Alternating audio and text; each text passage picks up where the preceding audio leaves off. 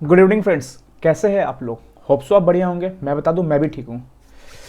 ठंड है सर, आज भी ठंड अच्छी खासी है दिल्ली में। चलो कोई नहीं sir. To win the game just remain in the game. हाँ, सही बात है सर। जीतने के लिए ना सर टिके रहना जरूरी है इस गेम में। हम टिके रहेंगे सर, एग्ज़ाम के लास्ट दिन तक टिके रहेंगे और ख़त्म करेंगे इसको। चलो सर। सर आज क्या करने वाले हैं हम। सर आज हम स्टार्ट करेंगे सर जो हमने पेंडिंग था हमारा। सर पेंडिंग क्या था सर, देखो मैंने 4 चैप्टर किए थे, तीनों को स्टडी में डाल दिए थे। एक मिनट बचा था इंस्पेक्शन, इंक्वायरी एंड इन्वेस्टिगेशन। चलो आज उसको भी खत्म करते हैं। देखो थोड़ा सा चाहे हो तो बड़ा जा सकता है, क्योंकि चैप्टर है बड़ा, छोटे छोटे प्रोविजंस है, अच्छे खासे प्रोविजंस है, क्वेश्चन भी देखना है तो शायद 1 आवर से ज़्यादा जा सकता है। ठीक है, बट देखना पूरा आप। मैं स्टार्टिंग से लेकर लास्ट तक जाऊंगा। मैं स्टडी में तो यही करता हूँ, स्टार्टिंग से लेकर लास्ट तक जाता हूँ। जितने क्वेश्चन है सब देखेंगे, जितने डिस्कशन है सब करेंगे और एग्जाम्पल समझेंगे और with in short period of time इसको खत्म करेंगे। ठीक है, चलो सर स्टार्ट करते हैं। सर चैप्टर का नाम है sir inspection, inquiry and investigation. मतलब सर इंस्पेक्शन किनका होता है, इंस्पेक्शन बुक का होता है। इंक्वायरी मतलब पर्सन का होता है, मान लो सीईओ का कर दिया, डायरेक्टर कर दिया। बुक्स ऑफ अकाउंट क्या होता है, इंस्पेक्शन होता है। इन्वेस्टिगेशन मतलब छानबीन करना, सिंपल छानबीन करना, इन्वेस्टिगेट करना। ठीक है, तो इंस्पेक्शन बुक्स का होता है, इंक्वायरी पर्सन का होता है, इन्वेस्टिगेट मतलब दया पता लगाओ। अब ये चैप्टर हम क्या बोलते हैं प्यार से, सीआईडी ऑफ चैप्टर। ये सीआईडी है, जैसे नॉर्मल सीआईडी होता है ना, ये कंपनी लॉ का सीआईडी है। ठीक है, अब देखो हमें पता है share holders and management. Company में दो शेयर होल्डर्स कौन होते हैं, मेंबर्स होते हैं कंपनी के। मैनेजमेंट कौन होते हैं, बोर्ड ऑफ डायरेक्टर जो कंपनी को रन करते हैं। ठीक है, ये सब नॉर्मल बताया गया है, कुछ नहीं है। ये बस है ना ब्रीफ दे रहा है कि देखो 206 से लेकर 229 तक डेफिनेशन सेक्शन है इस चैप्टर में। चैप्टर का नाम ये है, शेयर होल्डर्स मैनेजमेंट होते हैं, मैनेजमेंट गलती करती है, तो ये ऐसे ऐसे मतलब ये बता रहा है, कुछ है नहीं खासा। ठीक है, कहाँ चैप्टर चालू में ये बता रहा हूँ। ये हमने पूरा ब्रीफ दे दिया, स्टार्टिंग में चैप्टर ने बता दिया कि देखो ये सेक्शन पढ़ने वाले 206, 7, 8, 9, 10, 11 ये सब पढ़ने वाले, ये सब इंपॉर्टेंट नहीं है। आगे करके नीचे जाएंगे हम लोग। सब यहाँ से चालू हुआ हमारा चैप्टर 206। सर क्या बोलता है, power to call for information. क्या sir, power to call for information. Sir मतलब sir power to call for information मतलब सर देखो तुमने एओसी 4 फाइल किया, किसने, कंपनी ने। एमजीटी 7 फाइल किया, एक होता है एनुअल रिटर्न, एक होता है फाइनेंशियल स्टेटमेंट।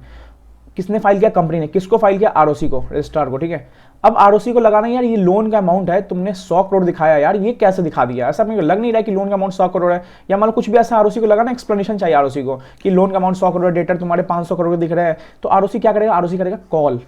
कॉल मतलब ये वाला कॉल नहीं, देखो रिटर्न में कॉल, यहाँ पे रिटर्न में कॉल करेगा। पावर टू कॉल फंक्शन देखो, तो कॉल फंक्शन है सॉफ्ट होता है। सॉफ्ट मतलब बस आरओसी को ना डाउट हुआ कि भाई ये कैसे है, मेरे को ये प्रूफ दिखाओ कि 100 करोड़ तुम लोन दिखा रहे हो, ये क्या है। या मान लो 500 करोड़ डेटर है, डेटर कैसे आए, क्या है, ये प्रूफ दिखाओ। तो पहले है ना तुमने क्या किया, तुमने फाइल किया अपना, किसको फाइल किया, आरओसी को फाइल किया। आरओसी क्या करेगा, कॉल करेगा। कॉल क्या करेगा, बस इसके रिगार्डिंग पूछेगा जो डिटेल्स में डाले अपने एओसी 4 में, एमजीटी 7 में, इसके रिगार्डिंग बताओ ये कैसे आया। तो देखो power registrar to call for information explanation document. देखो where on scrutiny of any documents file by company. Scrutiny हुआ, जो तुमने डॉक्यूमेंट्स फाइल किया ना कंपनी ने, आरओसी ने क्या किया, स्क्रूटनी किया। जैसे क्या होता है सर, हम जीएसटी में रिटर्न फाइल करते हैं ना R1 और 3B, तो डिपार्टमेंट स्क्रूटनी करती है रिटर्न को, चेक करती है कि R1 3B मैच है, नहीं मैच है तो नोटिस देती है। तो नोटिस देती है तो हमें रिप्लाई फर्निश करना पड़ता है कि भाई नोटिस रिप्लाई देना पड़ेगा। R1 में 100 है, 3B में 80 है, तो 20 का 20 मैच क्यों आया। तो जीएसटी डिपार्टमेंट हमसे नोटिस वे में रिप्लाई मांगता है। यहाँ भी वही चीज है, बट याद रखना जीएसटी डिपार्टमेंट ज्यादा आगे नहीं बढ़ता। जीएसटी डिपार्टमेंट जो डॉक्यूमेंट्स आते हैं ना उसको ही देख के रिप्लाई, उसको देख के अपना नोटिस देता है। तो यहाँ भी वही चीज बोला, scrutiny of any documents file जो डॉक्यूमेंट्स ने फाइल किया ना बस उसी को स्क्रूटनाइज कर रहा है अभी। तो ये डॉक्यूमेंट्स यही तो फाइल होते हैं कंपनी के। मान लो कोई भी डॉक्यूमेंट्स किया, उसको आरओसी ने क्या किया, स्क्रूटनाइज किया। और एनी इन्फॉर्मेशन रिसीव बाय, या आरओसी को इन्फॉर्मेशन मिला शेयर होल्डर्स क्रेडिटर्स है। ठीक है, अब आरओसी का ओपिनियन में क्या लग रहा है, आरओसी ने क्या किया, रिटन इन्फॉर्मेशन एक्सप्लेनेशन फर्निश किया। मतलब आरओसी ने बताया कि भाई मैं तुम्हें रिटन लिख के दे रहा हूँ कि ये लोन का अमाउंट मुझे 100 करोड़ चाहिए। ठीक है, और मेरे को ये डॉक्यूमेंट चाहिए, लोन में तुम्हारे ये पार्टी का मेरे को डिटेल्स चाहिए। तुमने जो फाइल किया उसी बेसिस पे आरओसी ने स्क्रूटनाइज किया। आरओसी ने क्या किया, कॉल फॉर इन्फॉर्मेशन किया, देखो मेरे को ये सब इन्फॉर्मेशन चाहिए। ठीक है, आरओसी चाहे तो एक टाइम पीरियड बोल सकता है कि मेरे को 30 दिन चाहिए, 40 दिन चाहिए। ठीक है, तो यही चीज है। देखो on the receipt of notice, अब देखो आरओसी ने क्या किया, नोटिस दे दिया कि मेरे को ये चाहिए और टाइम लिमिट बता दिया कि मुझे 30 दिन चाहिए, 45 दिन। देखो टाइम लिमिट फिक्स नहीं है, आरओसी जैसे बताएगा वैसे दे सकता है, 30 दिन, 15 दिन, 10 दिन। ठीक है, अब देखो क्या बोला है, ये थोड़ा इंपॉर्टेंट देखना, ये दोनों। अब क्या बोला, ऑन रिसिप्ट ऑफ नोटिस, मान लो कंपनी को नोटिस मिल गया, अंडर सेक्शन 206 एक वाला ये आरओसी का नोटिस कॉल फॉर इन्फॉर्मेशन हुआ भी, it's a duty of the company and officer, company की ड्यूटी है और ऑफिसर का ड्यूटी है, तो क्या देना है इसको, एक्सप्लेनेशन देना है। अब आरओसी ने पूछ दिया भाई ये 100 करोड़ का एक्सप्लेनेशन दो, तो कंपनी का ड्यूटी होता है यार कि आरओसी का लेटर आया या कुछ भी मान लो डिपार्टमेंट में नोटिस आता, तो हमें हमारी ड्यूटी है उसको फर्निश करना, तो फर्निश करेंगे हम भाई, बताएंगे 100 करोड़ में हमारा ये क्रेडिटर्स है, इसको इस दिन से माल खरीदा, इससे ये दिन माल खरीदा, बताएंगे ये सब सामान खरीदा हमने उससे, तो हर ऑफिसर और हर कंपनी का ड्यूटी है, ठीक है। जितने टाइम में आरओसी ने बताया उतने टाइम में फर्निश करना, मान लो 30 डेज बोल दिया, 45 डेज बोल दिया, 50 डेज बोल दिया। अब ये इंपॉर्टेंट सर, यहाँ से भी दिसंबर 2000 अभी 21 वाले टाइम में क्वेश्चन आया था, क्या बोला, duty of past officer of the company. अब देखो मान लो 2008-9 का एओसी 4 फाइल हुआ था, ये एमजीटी 7, कोई ऑफिसर यहाँ पे एम्प्लॉयमेंट में था, 2016-17 में ये इसने रिजाइन मार दिया, अब 21 में क्या हुआ, ये केस खुला एओसी 4 2008 वाले का, तो तुमने 16 में रिजाइन दिया ना ऑफिसर, तुम इस टाइम में तो एम्प्लॉयमेंट में थे ना, तो ये हमारा प्रोविजन यही बोलता है कि जिस टाइम तुम एम्प्लॉयमेंट में थे ना, जिस टाइम तुम एम्प्लॉयमेंट में थे ना, अगर उस टाइम में कोई केस खुलता है ना एओसी 4 एमजीटी 7 के स्क्रूटनाइज बेसिस पे, स्क्रूटनाइज किया आरओसी ने, पास्ट एम्प्लॉयमेंट में जो भी है ना उनको भी इंफॉर्मेशन फर्निश करना है, ठीक है। ये नहीं बोल सकते कि भाई अब तो हम कंपनी से एसोसिएट नहीं है, हम क्यों इन्फॉर्मेशन दें, भाई तुम उस समय तो एसोसिएट थे ना जिस टाइम का ये आरओसी ने स्क्रूटनाइज किया डॉक्यूमेंट्स, तुम उस टाइम में एसोसिएट थे, बस तुम्हें भी भाई एक्सप्लेनेशन देना है, तो उसी आदमी को देना। देखो according to provision of section 2 of section ये explanation relate to any past period, ठीक है, जैसे 2008-2009, ठीक है, तो officer who had been employment, officer जो उस टाइम एम्प्लॉयमेंट था 2008-2009 में था, जब वो एम्प्लॉयमेंट था कब, 2008-2009 में, ठीक है। अब आरओसी ने क्या किया, उसको नोटिस सर्व किया राइटिंग में, सेल ऑल्सो फर्निश, सेल मतलब वो पर्सन फर्निश करेगा एक्सप्लेनेशन, ये नहीं बोल सकता कि हम तो रिजाइन मार चुके कंपनी से, भाई तुमने 8-9 में तो था ना कंपनी में, 8-9 का ही डॉक्यूमेंट खुला एओसी 47 एमजीटी 7, तो तुम्हें देना पड़ेगा रिप्लाई, ठीक है। बाद में क्या बोला, additional written notice the registrar may by another, देखो पहले तो एक नोटिस दिया रजिस्ट्रार ने क्या नोटिस दिया, फर्निश रिटन इन्फॉर्मेशन दिया, रजिस्ट्रार ने बोला कि भाई कॉल फॉर इन्फॉर्मेशन हो रहा है, अगर मान लो रजिस्ट्रार क्या करे, एडिशनल नोटिस दे सकता है, देखो एक बार में नोटिस में नहीं माना तो दूसरे बार भी नोटिस दे सकता है, ठीक है। By another written notice on the company produces inspection, देखो क्या बोला, सिंपल बोला, देखो आरओसी एक वार्निंग नोटिस दे सकता है, ये ना वार्निंग नोटिस बोलते हैं, एडिशनल रिटन नोटिस को वार्निंग नोटिस बोलते हैं। पहला नोटिस आया ठीक है, सेकंड नोटिस जा सकता है में, देखो सेकंड नोटिस नहीं भी जा सकता है, जा भी सकता है, मान लो आरओसी ने नोटिस भेजा, तुमने कुछ इन्फॉर्मेशन नहीं दिया, तो आरओसी चाहे तो इंस्पेक्शन इंक्वायरी स्टार्ट कर सकता है। अभी तो कॉल फॉर इन्फॉर्मेशन था, प्यार से पूछा भाई बताओ, ये नहीं बताए तो भाई हम थोड़ा इंक्वायरी इंस्पेक्शन चालू कर देंगे इंस्पेक्टर अपॉइंट करके, बट आरओसी बोलेगा चलो एक चांस और देते हैं, हम एडिशनल नोटिस भी भेज सकते हैं, तो मैं लिखा है चाहे तो भेज सकता है, तो इंक्वायरी इंस्पेक्शन भी चाहे तो स्टार्ट कर सकता है, ठीक है। अब देखो कब कब ये एडिशनल नोटिस भेज सकता है या कब कब इंक्वायरी इंस्पेक्शन चालू हो सकता है, जब कोई इन्फॉर्मेशन नहीं आया, मतलब कंपनी को भेजा गया, कंपनी ने इन्फॉर्मेशन ही नहीं दिया, कंपनी बोला कि यार आरओसी देख लेंगे, जो होगा देख लेंगे, अपन के बंदे बहुत तेज है, नहीं देंगे इन्फॉर्मेशन, नहीं दो भाई, तुमको एडिशनल नोटिस भी आ सकता है या इंक्वायरी इंस्पेक्शन चालू कर देगा आरओसी, या इन्फॉर्मेशन दिया कंपनी ने इनएडुकेट दिया, मतलब इन्फॉर्मेशन आया बट सही नहीं आया, मतलब 100 करोड़ का मांगा, भाई तुम ये लोन का 100 करोड़ मांग रहा है, तुम डेटर का 50 करोड़ का भेज रहे हो, वो मांग रहा है आम, तुम भेज रहे हो इमली, भाई इनएडुकेट है, गलत भेज रहे हो यार तुम कुछ भी, और भेजा बट इनकम्प्लीट भेजा, वो बोला 100 करोड़, तुम बोल लो ना सर 1 करोड़ का इन्फॉर्मेशन। तो इस 3 केसेस में क्या हो सकता है, आरओसी एडिशनल नोटिस भेज सकता है, या तो तुम्हारा क्या कर सकता है, इंस्पेक्शन भी चालू कर सकता है, ठीक है। याद रखना कब कब हो सकता है इंक्वायरी इंस्पेक्शन, ये 3 केस एग्जाम में आ सकता है कि जब इन्फॉर्मेशन क्या हुआ, नो इन्फॉर्मेशन आया ही नहीं हमारा विद इन टाइम, जो भी आरओसी ने बताया, इन्फॉर्मेशन आया जो इनएडुकेट था, या तो इन्फॉर्मेशन आया बट वो कंप्लीट नहीं था, इनकम्प्लीट था, तो ये सब कीवर्ड्स इतना लिखने की जरूरत नहीं है, बट इतना लिखना चाहिए कि इन्फॉर्मेशन इनकम्प्लीट था, इन्फॉर्मेशन इनएडुकेट था, इन्फॉर्मेशन आया ही नहीं कंपनी के द्वारा, तब तक यहाँ पे इंक्वायरी इंस्पेक्शन स्टार्ट हो सकता है, ठीक है। इंक्वायरी बाय रजिस्ट्रार, अब देखो इंक्वायरी रजिस्ट्रार मतलब सिंपल सी बात है, ऑन द बेसिस कब कब इंक्वायरी हो सकता है, सिंपल बोला, on the basis of information available by him, मतलब एओसी 4 एमजीटी 7 का कंपनी ने कॉल फॉर, आरओसी ने कॉल फॉर इन्फॉर्मेशन मांगा, तुमने नोटिस रिप्लाई नहीं दिया, तुम्हारा इंक्वायरी इंस्पेक्शन चालू हो गया, सिंपल बोलते on the basis of information, जो वही on the basis of information available क्या था, एओसी 4 एमजीटी 7 या कोई भी कंपनी डॉक्यूमेंट्स फाइल किया, वही सब इन्फॉर्मेशन अवेलेबल बेसिस पे तुम्हारा इंक्वायरी इंस्पेक्शन कर सकता है, थोड़ा फास्ट बोल दिया, ठीक है, इंक्वायरी इंस्पेक्शन कर सकता है, ठीक है। और क्या बोला, द ग्रीवांस ऑफ इन्वेस्टर, अब मान लो देखो ये देखो मैं जो बता रहा हूँ उसको ध्यान रखना है, यहाँ से क्वेश्चन आए एग्जाम में, ये वाला the registrar may call on the company to furnish any information, देखो सिंपल बोला है कब कब आपका इंक्वायरी हो सकता है, अब इंक्वायरी स्टार्ट कब कब हो सकता है, पूछताछ स्टार्ट आपका मतलब इंक्वायरी इंस्पेक्शन, जब ऑन द बेसिस इन्फॉर्मेशन, जो इन्फॉर्मेशन अवेलेबल थे ना उसके रिगार्डिंग आरओसी ने कॉल फॉर इन्फॉर्मेशन मांगा और कंपनी ने फर्निश नहीं किया इनएडुकेट किया, तुम्हारा simple on the basis of information, या मान लो इन्वेस्टर ने कंपनी में अपना इन्वेस्ट किया था पैसा, और अब इन्वेस्टर मांग रही है कि भाई मेरे को ये इन्फॉर्मेशन चाहिए, अब कंपनी बोल रही है कि हम तुम्हें कुछ इन्फॉर्मेशन नहीं देंगे, तो इन्वेस्टर जाके बोल सकता है आरओसी यार इसका इंक्वायरी इंस्पेक्शन करो, मेरे को कुछ गलत लग रहा है कि कंपनी कुछ गलत कर रही है, हमें कुछ इन्फॉर्मेशन नहीं फर्निश कर रही है, या मान लो ऑन रिप्रेजेंटेशन, यहाँ पे देखो ये तो हर एक्ट में देखेंगे हम, प्रिवेंशन ऑपरेशन में देख चुके हैं। देखो एक तो अवेलेबल इन्फॉर्मेशन होगा, या तो ये याद रखना इन्वेस्टर वाला, या तो इन्वेस्टर भी जाके क्या बोल सकते हैं, सर हमारे ना हमने मांगा कंपनी से ये डॉक्यूमेंट्स, कंपनी ने हमें ना एड्रेस नहीं किया, हमें बताया ही नहीं डॉक्यूमेंट्स के बारे में, कुछ हो सकता है सर फ्रॉड चल रहा हो, आप इंक्वायरी इंस्पेक्शन चालू करो आरओसी को। या on representation made to him by any person creditor debtor कुछ भी हो सकता है, दैट बिजनेस क्या हो रहा है, बिजनेस फ्रॉडलेंट होने वाला, फ्रॉडलेंट हो रहा है या फ्रॉडलेंट होने वाला है, मतलब फ्रॉड करने जा रहे हैं, तो इस 3 केस में ना आरओसी इंक्वायरी कर सकता है। कब तुम इन्वेस्टर को अपनी इन्फॉर्मेशन नहीं दे रहे हो, या आरओसी को लग रहा है एओसी 4 एमजीटी 7 के बेसिस पे कॉल फॉर इन्फॉर्मेशन मांगा, तुमने गलत इन्फॉर्मेशन दिया, इनएडुकेट दिया या फुलफिल नहीं दिया, या मान लो कोई भी पर्सन आके बोल सकता है आरओसी इनका है ना इंक्वायरी इंस्पेक्शन चालू करो, अगर लग रहा है कि अनलॉफुल पर्पज से कोई काम हो रहा है तो, ठीक है।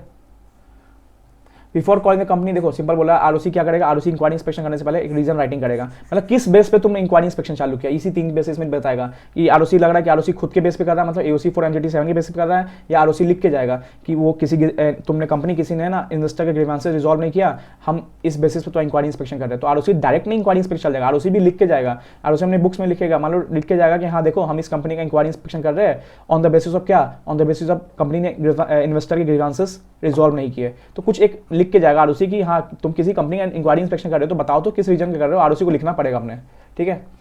अब क्या है सिंपल सी बात, इंक्वायरी इंस्पेक्शन होगा तो कौन करेगा, तो सिंपल सी बात है ना, इंस्पेक्टर अपॉइंट होगा, तो वही बोल रहा है सेंट्रल गवर्नमेंट चाहे तो कोई इंस्पेक्टर अपॉइंट कर सकता है, नहीं तो या तो आरओसी का इंस्पेक्टर, यहाँ पे 2 होते हैं, तो आरओसी का इंस्पेक्टर भी हो सकता है, या तो सीजी को रिक्वेस्ट करके हम सीजी के इंस्पेक्टर अपॉइंट कर सकते हैं, बट जब इन्वेस्टिगेशन होता है ना वहां पे आरओसी का इंस्पेक्टर नहीं होता, आरओसी का बस काम कहां तक होता है पता है, 209 तक होता है, इन्वेस्टिगेशन चालू हो गया आरओसी का टाटा बाय बाय, फिर जो काम करेगा सब सीजी करेगा, तो यहां तक बस इंक्वायरी इंस्पेक्शन के लिए तो आरओसी का इंस्पेक्टर हो सकता है या तो सीजी के इंस्पेक्टर अपॉइंट कर सकता है, ठीक है। सिंपल सी बात है, अगर किसी ने ऊपर वाले सारे प्रोविजंस का उल्लंघन किया, फ्रॉड लगा, कुछ भी अनलॉफुल लगा, तो उसको 447 में फ्रॉड लग सकता है। जैसे क्वेश्चन एग्जाम में आया था इस बार कि डायरेक्टर ने क्या किया, इन्फॉर्मेशन फर्निश नहीं किया, एक्सप्लेनेशन फर्निश किया, सब फ्रॉडलेंट लग रहा था, तो उस पर 447 का फ्रॉड लग सकता है। सिंपल बात, जहां फ्रॉड लगे वहां 447 लिख के आना, ठीक है। ये कुछ नहीं है, ये पेनल्टी है भाई, ये तो मैं कुछ नहीं कर सकता, एक बार देखना पड़ेगा, याद कर लेना, पेनल्टी का जैसे भी हो सके तुम कर लेना, ठीक है। कुछ नहीं है, देखो यही एक्सप्लेनेशन कर रहा है जो हमने ऊपर समझा ना, बस वही है, ये सारे वही चीज़ है। Power to start to call for information मांगेगा, स्क्रूटनी करेगा, रिटर्न देगा, इन्फॉर्मेशन देगा, एक्सप्लेनेशन करो, प्रोड्यूस करो, इन्फॉर्मेशन नहीं आया या आया तो इनएडुकेट आया, देखो यही सब है, बस यहाँ पे नीचे ना बस एक टेबलर फॉर्म में दे दिया है इसको, ठीक है। अब क्या हो रहा है, देखो 206 में हमने क्या देखा, 206 में देखा कि हमारा कॉल फॉर इन्फॉर्मेशन मांगा, किसने, आरओसी ने मांगा, कॉल फॉर इन्फॉर्मेशन मतलब प्यार से मांगा, कॉल फॉर इन्फॉर्मेशन कि मुझे इस लोन का अमाउंट बताओ, कंपनी ने नहीं दिया, या कंपनी ने दिया इनएडुकेट दिया, या कंपनी ने दिया इनकम्प्लीट दिया, तो तुम्हारा क्या हो गया, 206 में इंक्वायरी इंस्पेक्शन चालू हो गया, या मान लो किसी इन्वेस्टर का क्या हुआ, ग्रीवांसेस रिजॉल्व नहीं हुए, ये सब इस पे क्या हो गया, इंक्वायरी इंस्पेक्शन चालू हो गया, ठीक है। अब देखो क्या बोल रहा है, कंडक्ट ऑफ इंस्पेक्शन इंक्वायरी, अब बोल रहा है कि इंक्वायरी इंस्पेक्शन में कैसे चलेगा ये सब, तो देखो सबसे पहले क्या बोलता है ना, सबसे पहली बात क्या बोलता है, सबसे पहले बोलता है कि इंक्वायरी इंस्पेक्शन में ना सबसे पहला क्या होना है, सबसे पहले होना है कि तुम्हें सिविल पावर मिल जाएगा, किसको सिविल पावर मिल जाएगा, जो इंस्पेक्टर होता है ना, इंस्पेक्टर, उसको सिविल पावर मिल जाएगा। देखो और क्या होता है, अब देखो तुम्हारा इंक्वायरी इंस्पेक्शन हो रहा है, तुम्हारे मतलब तुम्हारे ऑफिस में इंक्वायरी इंस्पेक्टर आ रहा है, इंस्पेक्शन इंस्पेक्टर आ रहा है, तुमसे पूछताछ कर रहा है, तो भाई तुम्हारी कंपनी का क्या कहते हैं हक है, या मतलब फर्ज है क्या, उसको है ना असिस्टेंस देना, वो मांगे बुक्स ऑफ अकाउंट, तुम्हें बुक्स ऑफ अकाउंट देने पड़ेंगे, दिखाने पड़ेंगे, तो इंक्वायरी देखो यही बोल रहा है, रजिस्ट्रार और inspector call for books of account and other books of paper every director officer और कंपनी, ठीक है, इट्स अ ड्यूटी है कि प्रोड्यूस करे, वो मांगे तो उसको दे, या कुछ इन्फॉर्मेशन मांगे तो उसको फर्निश करे, एक्सप्लेनेशन बताए कि देखो ये 100 करोड़ कैसे, पूछे तो बताए, मतलब सिंपल सी बात है, डायरेक्टर क्या करना पड़ेगा, हेल्प करेगा किसका, इंस्पेक्टर को, या कोई भी ऑफिसर कंपनी हेल्प करे इंस्पेक्टर को, ऐसा नहीं मतलब इंस्पेक्टर आया बोले बुक्स अकाउंट डाउन, डायरेक्टर इसको थप्पड़ मार के भगा दिया, नहीं, तुम्हें असिस्टेंस देना पड़ेगा इंस्पेक्टर को, भाई बड़ा आदमी है, आरओसी का इंस्पेक्टर है। अब देखो power of the inspector, power of the registrar और इंस्पेक्टर, रजिस्ट्रार के पावर क्या होता है, सिंपल डाइस मतलब, देखो डाइस मतलब क्या होता है, सबसे पहले समझो कि देखो पहले ये बताता हूँ, ये बताओ यहाँ पे क्या लिखा हुआ, कॉपीज ऑफ बुक्स अकाउंट ले सकता है, मान लो कि पहले देखो समझा तो डाइस मतलब, देखो यहाँ पे लिखा हुआ है, तुम्हारे पास क्या पावर होंगे, सिविल पावर हो जाएंगे, सिविल मतलब डाइस वाले पावर होंगे, फिर यहाँ पे आता हूँ मैं, देखो डाइस वाला power D4 discovery and production, देखो वो बोले कि देखो 100 करोड़ का मेरे को अमाउंट लग रहा है, तुम एक काम करो अपना क्रेडिटर बुक लेके आओ, तो तुमसे ना प्रोडक्शन के लिए बोल सकता है कि या तो डिस्कवरी मतलब मांग लेगा या तो बोलेगा कि प्रोड्यूस करो, मैं सामने रख के दो। तो इसने क्या किया, कंपनी को क्रिएटर बुक सामने रख के दे दिया। तो ये डिस्कवरी एंड प्रोडक्शन बोल सकता है कि देखो मुझे क्रिएटर का बुक चाहिए, तुमने ला के रख दिया। अब सिर्फ बोला कि ला के रख दिया बस हो गया नहीं, उसको इंस्पेक्शन करने का ही पावर है उसके पास, उसको देख सकता है रजिस्टर कोई भी डॉक्यूमेंट्स को क्या करता है इंस्पेक्टर देख सकता है। तो डी फॉर क्या हुआ, discovery and production. I for क्या हुआ, इंस्पेक्शन, मतलब सिर्फ बुलाने का पावर नहीं है बुक्स ऑफ अकाउंट को, बुक्स ऑफ अकाउंट को खंगालने का ही पावर है। आई फॉर इंस्पेक्शन भी कर सकता है बुक्स ऑफ अकाउंट को। सी फॉर क्या हो गया, copies of books of account. यहाँ पे क्या एग्जांपल हो सकता है, देखो सिंपल सी बात है, मान लो जिस कंपनी में गया वहाँ पे ना 200-300 लोग काम करते हैं, कोविड का टाइम है, इंस्पेक्टर लगे यार यहाँ तो काफ़ी दिक्कत हो सकता है, कोरोना का डर हो सकता है, क्या करें हम इसका कॉपीज लेके जा सकते हैं। तो हाँ भाई ऊपर लिखा हुआ है तो वापस कॉपीज और बुक्स अकाउंट ले जाने का पावर है, कर सकते हो कॉपीज। या मान लो कोई भी आइडेंटिफिकेशन मार्क कर सकते हो, बोलो कि आज तो काफ़ी भीड़ है हम संडे को आएंगे, एक काम करें हम तुम्हारे बुक्स अकाउंट ये आइडेंटिफिकेशन मार्क कर जा रहे हैं, यहाँ से आगे कुछ भी होगा तुम बताना। ये हमारा क्या रहेगा, कट ऑफ रहेगा, जिसके नीचे जो भी होगा वो समझेंगे न्यू कुछ हुआ है, ठीक है। तो मार्क भी लगा सकता है बुक्स ऑफ अकाउंट में, ठीक है, या किसी इंस्पेक्शन प्लेस पे जो भी चल रहा है, टोकन वोकन जो भी है बुक्स ऑफ पेपर, ठीक है। तो डी फॉर क्या हुआ, discovery. I for inspection. C for क्या, copies of books of account. E for क्या हुआ, एग्जामिन एंड ओथ। मतलब सिंपल से किसी को बुला के है ना तुमसे शपथ लेकर बोल सकता है बताओ जो बताओगे सच बताओगे, सिंपल उस टाइप का, ठीक है। समन दे सकता है किसी को कि तुम्हें प्रेजेंट होना पड़ेगा, अटेंडेंस लगा सकता है, एग्जामिन कर सकता है, ओथ पे दे सकता है, ठीक है। ओथ पे कसम खा के पूछताछ कर सकता है आपके साथ। तो ये सारे पावर डाइस वाले होते हैं, डाइस DICE, ठीक है। Discovery, inspection, copies, examination on oath, ठीक है। और मार्क भी कर सकता है, मार्क भी कर सकता है क्योंकि बोले कि हम संडे को आएंगे, आज काफ़ी भीड़ है तुम्हारे ऑफिस में, कोरोना का डर है, ठीक है। अब रिपोर्ट ऑन इंस्पेक्शन में देखो 206, 207 में क्या हुआ, इंक्वायरी इंस्पेक्शन ही तो हुआ। तो वही बोला कि इंस्पेक्टर को ना 206, 207 वाले बेसिस पे ना इंक्वायरी इंस्पेक्टर के मतलब इंक्वायरी एंड इंस्पेक्शन के बेसिस पे रिपोर्ट बनेगी। कौन बनाएगा, inquiry and inspection inspector. Simple बात है ना, 206, 207 में इंस्पेक्टर तुम्हें क्या क्या लगा, तुमने इंक्वायरी किया, सीईओ से किया, सीएफओ से किया, डायरेक्टर से किया, तुमने इंस्पेक्शन किया, tally, ledger, books of account, minutes book सब देख डाले, तुम्हें क्या लगा, तुम एक रिपोर्ट बना के भेजो, ठीक है। तो ये 208 में बोलता है कि इंस्पेक्टर क्या करेगा, एक रिपोर्ट बना के भेजेगा। देखो द रजिस्ट्रार और इंस्पेक्टर, देखो मैंने क्या बताया यहाँ पे दो टाइप इंस्पेक्टर होते हैं इंक्वायरी में, एक तो आरओसी वाला इंस्पेक्टर भी हो सकता है, एक सीजी चाहे तो इंस्पेक्टर अपॉइंट कर सकता है। याद रखना सिर्फ 209 सेक्शन तक है ना, दो टाइप के इंस्पेक्टर होते हैं, एक आरओसी का इंस्पेक्टर, एक सीजी का इंस्पेक्टर। बट जब इन्वेस्टिगेशन चालू हो जाएगा ना तब आरओसी का काम खत्म हो जाएगा, फिर क्या होगा, सिर्फ सीजी का इंस्पेक्टर ही काम करेगा यहाँ पे। तो 209 तक भी काम चल रहा है हमारा ना, इसलिए आरओसी इंस्पेक्टर या रजिस्ट्रार और इंस्पेक्टर दोनों बोला है। तो ये इंस्पेक्टर इंटरप्रेट करता है सीजी का इंस्पेक्टर और रजिस्ट्रार बोलता है आरओसी वाला इंस्पेक्टर, ठीक है। देखो आफ्टर द इंस्पेक्शन मतलब जब इंस्पेक्शन खत्म हो गया, मतलब तुमने क्या किया, बुक्स अकाउंट चेक कर दिया और इंक्वायरी भी कर लिया, ठीक है। जो ही बुक्स ऑफ पेपर 207 में कर लिया, सबमिट अ रिपोर्ट। अब तुम्हें ना सबमिट करना पड़ेगा इंस्पेक्टर। अब देखो सबमिट क्या करना पड़ेगा, मान लो इंस्पेक्टर कॉल करके बोले सीजी हमने ये सब चेक किया, भाई कॉल नहीं करना है तुम्हें, क्या करना है, रिटर्न बताना है, कॉल नहीं रिटर्न बताना है सीजी को। किसको बताना है, सीजी को बताना है, याद रखना सीजी को बताना है यहाँ पे, ठीक है। तो देखो इस प्रोविजन में सारे मोस्टली पावर सीजी के पास दिए हैं, बस वहाँ पे फ्रीजिंग वाले एसेट में ट्राइब्यूनल पास ऑर्डर होता है कि ट्राइब्यूनल पास कर सकता है फ्रीजिंग का पावर, बट सारे देखा जाए इन्वेस्टिगेशन इंक्वायरी सब सीजी के पास है, देखो, ठीक है। और क्या बोल सकता है, और सुनो, उसने रिपोर्ट दिया, फाइन रिपोर्ट दिया। अब उस रिपोर्ट में दो चीज होंगे, या तो इंस्पेक्टर लिखेगा यार कंपनी सीजी यार कंपनी ना बहुत नीट एंड क्लीन है, ठीक है, सीजी सोचेगा तुम्हारे कहने थोड़ी ना होता है। या तो इंस्पेक्टर लिख दे कि यार सीजी यार 500-600 करोड़ घोटाला लग रहा है मेरे को, रिकमेंडेशन देगा कि सर सीजी एक काम करो, इसका इन्वेस्टिगेशन करो, इंक्वायरी इंस्पेक्शन खत्म करो, अब इन्वेस्टिगेशन करो मेन, ठीक है। तो यहाँ पे क्या होगा, रिपोर्ट सबमिट किया एंड रिकमेंड किया, रिपोर्ट में रिकमेंड किया there is need of further investigation. CG एक काम करो, इसका इन्वेस्टिगेशन करो, इंक्वायरी इंस्पेक्शन से ज्यादा कुछ नहीं होगा, अब कठोर कदम उठाओ। सबसे पहले तुमने कॉल फॉर इन्फॉर्मेशन किया, फिर इंक्वायरी इंस्पेक्शन किया, अब क्या करो, कठोर कदम उठाओ, अब इन्वेस्टिगेशन करो इस कंपनी का, ठीक है। तो सिर्फ रिकमेंडेशन दे सकता है, ऐसा नहीं कि मैंडेटरी होगा। सीजी सोचेगा यार, सीजी टाइम लेगा, ठीक है। तो वही पे यहाँ पे टेबल बताया, after the inspection the inspector submit is report to किसको, सीजी को। किसको रिपोर्ट सबमिट करा, सीजी को। क्या देगा, रिकमेंडेशन देगा, ठीक है, कि फर्दर इन्वेस्टिगेशन चाहिए ही नहीं चाहिए। अब सीजी सोचेगा if nothing serious is found, CG को लगेगा कि नहीं कुछ फाउंड है तो सीजी बंद कर देगा, फाइल बंद कर देगा, कंपनी का केस बंद कर देगा। बट सीजी को लगेगा यार बहुत सीरियस है, 500-600 करोड़ मेरे को ही लग रहा है फ्रॉड है, तो सीजी इस एक्शन को चालू रखेगा। नो वेस्ट बेकार है, ठीक है। अब देखो इस सेक्शन को मैं एक सिंपल से बताऊं, यहाँ पे मीन क्या है, सिंपल याद रखना। देखो इसको ऐसे समझाता हूँ एग्जाम्पल वे में।